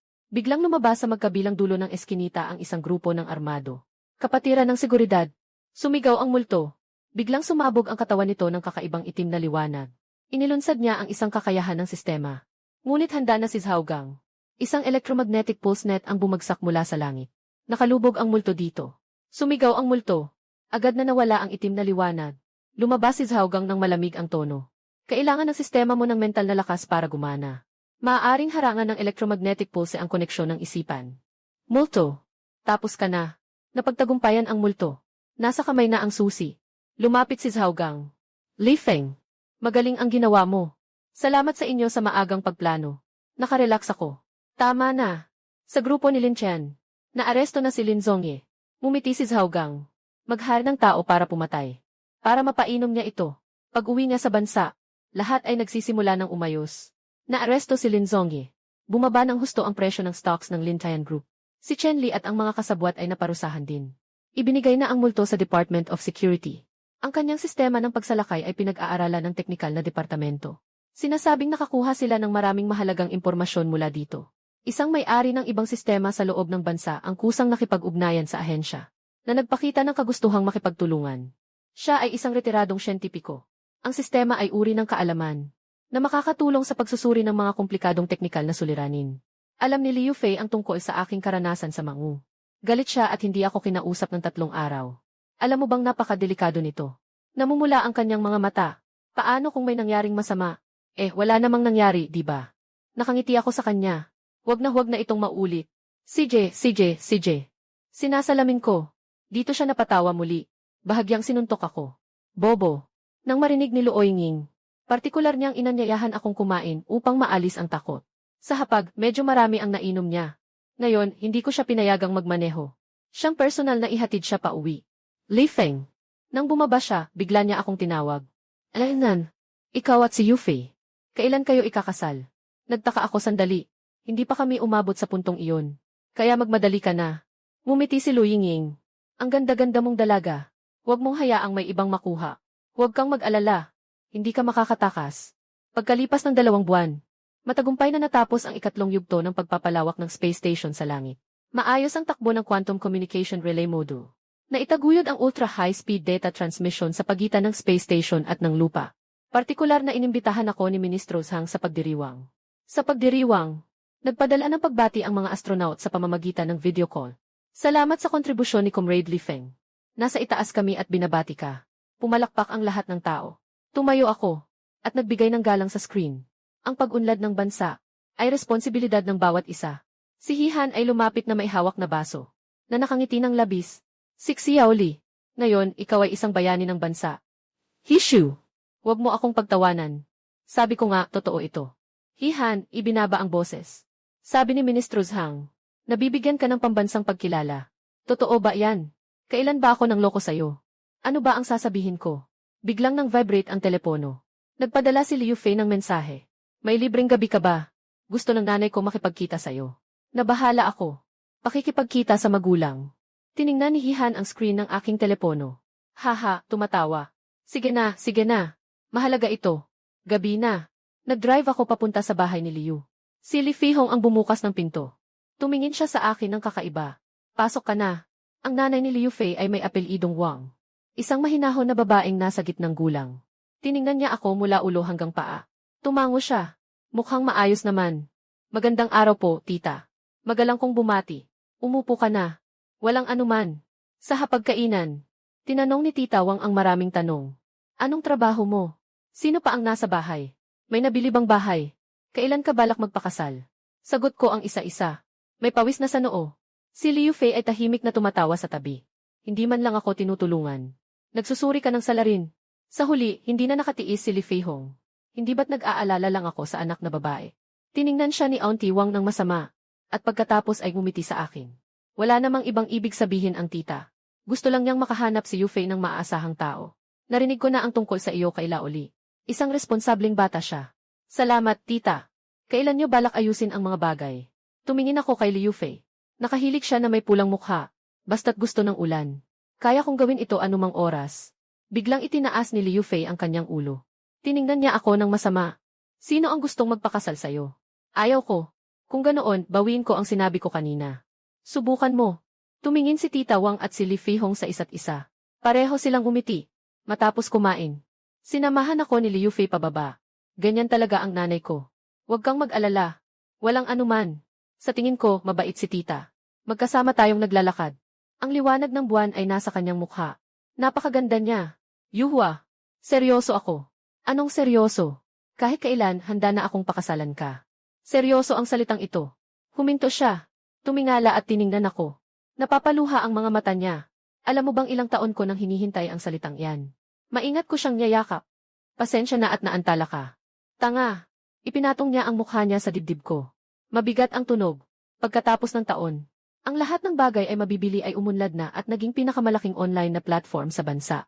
Ang mga pisikal na tindahan ay kumalat sa higit sa 30 lungsod. Si Pang Tianyu ang naging si Luhi ang namamahala sa operasyon. Ako ay umatras sa likod ng eksena. At nakatuon lamang sa pinakapangunahing espesyal na serbisyo ng pagbili. Iniwan ni Liu Fei ang dating trabaho para tumulong sa kumpanya sa akin. Sa formal na usapan, siya ay vice president. Sa totoo lang, nandito siya para bantayan ako. Minsan-minsan, pumupunta si Lu Yingying para mag-visit. Palagi niyang binibiro kami. Pwede ba kayong tumigil sa pagpapakita ng pagmamahalan sa harap ko? Pwede ka ring humanap ng iba. Ngumiti si Liu Fei. Sige na. Walang masyadong mabuti sa mga lalaki. Si Lu Yingying ay nagbigay sa akin ng isang sulyap. Maliban kay Li Feng. Pero siya ay iyon na. Sa araw na ito, dumating ang pinakamahalagang bisita sa kumpanya. Si Ministro Zhang. Hihan. Meng Hai. May ilang matatanda na hindi ko pa nakikita. May dala silang isang espesyal na hiling. Kapatid na Li Feng. Kailangan ng bansa ang tulong mo. Pakiusap, sabihin mo na. Nasa proseso kami ng pagtatayo ng permanenteng research station gamit ang bola. Ngunit ang produksyon ng mga pangunahing kagamitan ay nahaharap sa teknikal na hadlang. Ang kasalukuyang proseso ng pagmamanupaktura ay hindi makamit ang mga kinakailangan. Kailangan naming bumili ng ilang teknolohiya mula sa ibang lugar. Bubuksan ko ang panel ng sistema. Maghahanap ng kaugnay na teknolohiya. Mga produkto. Teknolohiya ng pangunahing pagmamanupaktura ng lunar base. Pinagmulan. Pambansang teknolohiya ng Intergalactic Federation. Kabilang sa iba't ibang dimensyon. Gasto sa pagbili. 5 milyong puntos. Kasalukuyang puntos. 8.5 milyon. Maaaring bilhin. Kinuha ko ang ulo. Tumawa. Walang problema. Ngunit sa pagkakataong ito, kailangan kong singilin. Nagtaka si Ministro Zhang saglit. Magkano? Pera. Tahimik ang silid ng pulong ng isang segundo. At nagputok ng tawanan. Hinampas ni Hihan ang balikat ko. Ikaw, ganito ka pa rin kaarte. Sinasabi ko na seryoso ako. Sabi ko nga, gumagawa para sa bansa. Kailangan ko lang ng ₱1. Pero may isang kondisyon. Anong kondisyon? Kapag natapos na ang base sa buwan, gusto kong dalhin ang asawa ko doon para sa honeymoon. Natawa ang lahat. Hinampas ako ni Liu Fei sa braso na may paminsang pamumula sa mukha. Sino ang gustong sumama sa iyo sa buwan para sa honeymoon? Kung hindi ka sasama, hahanap ako ng iba. Tumawa ng malakas si Ministro Zhang. Ayos. Sang-ayon ako sa kondisyong ito para sa bansa. 3 taon mula ngayon. Pang-agham na base sa buwan. Nakasuot kami ni Liu Fei ng mga kasuotan sa kalawakan. Nakatayo sa ibabaw ng buwan. Tumingin sa malayo sa asul na planeta, ang lupa. Ang ganda. Mahinang sabi niya. Maganda talaga. Tinitingnan ko ang kanyang mukha sa gilid. Pero hindi kasing ganda mo. Ang dulas mo magsalita. Natuto lang ako sayo. Magkahawak ang ating mga kamay. Nag-iwan ng 2 hanay ng mga yapak sa buwan.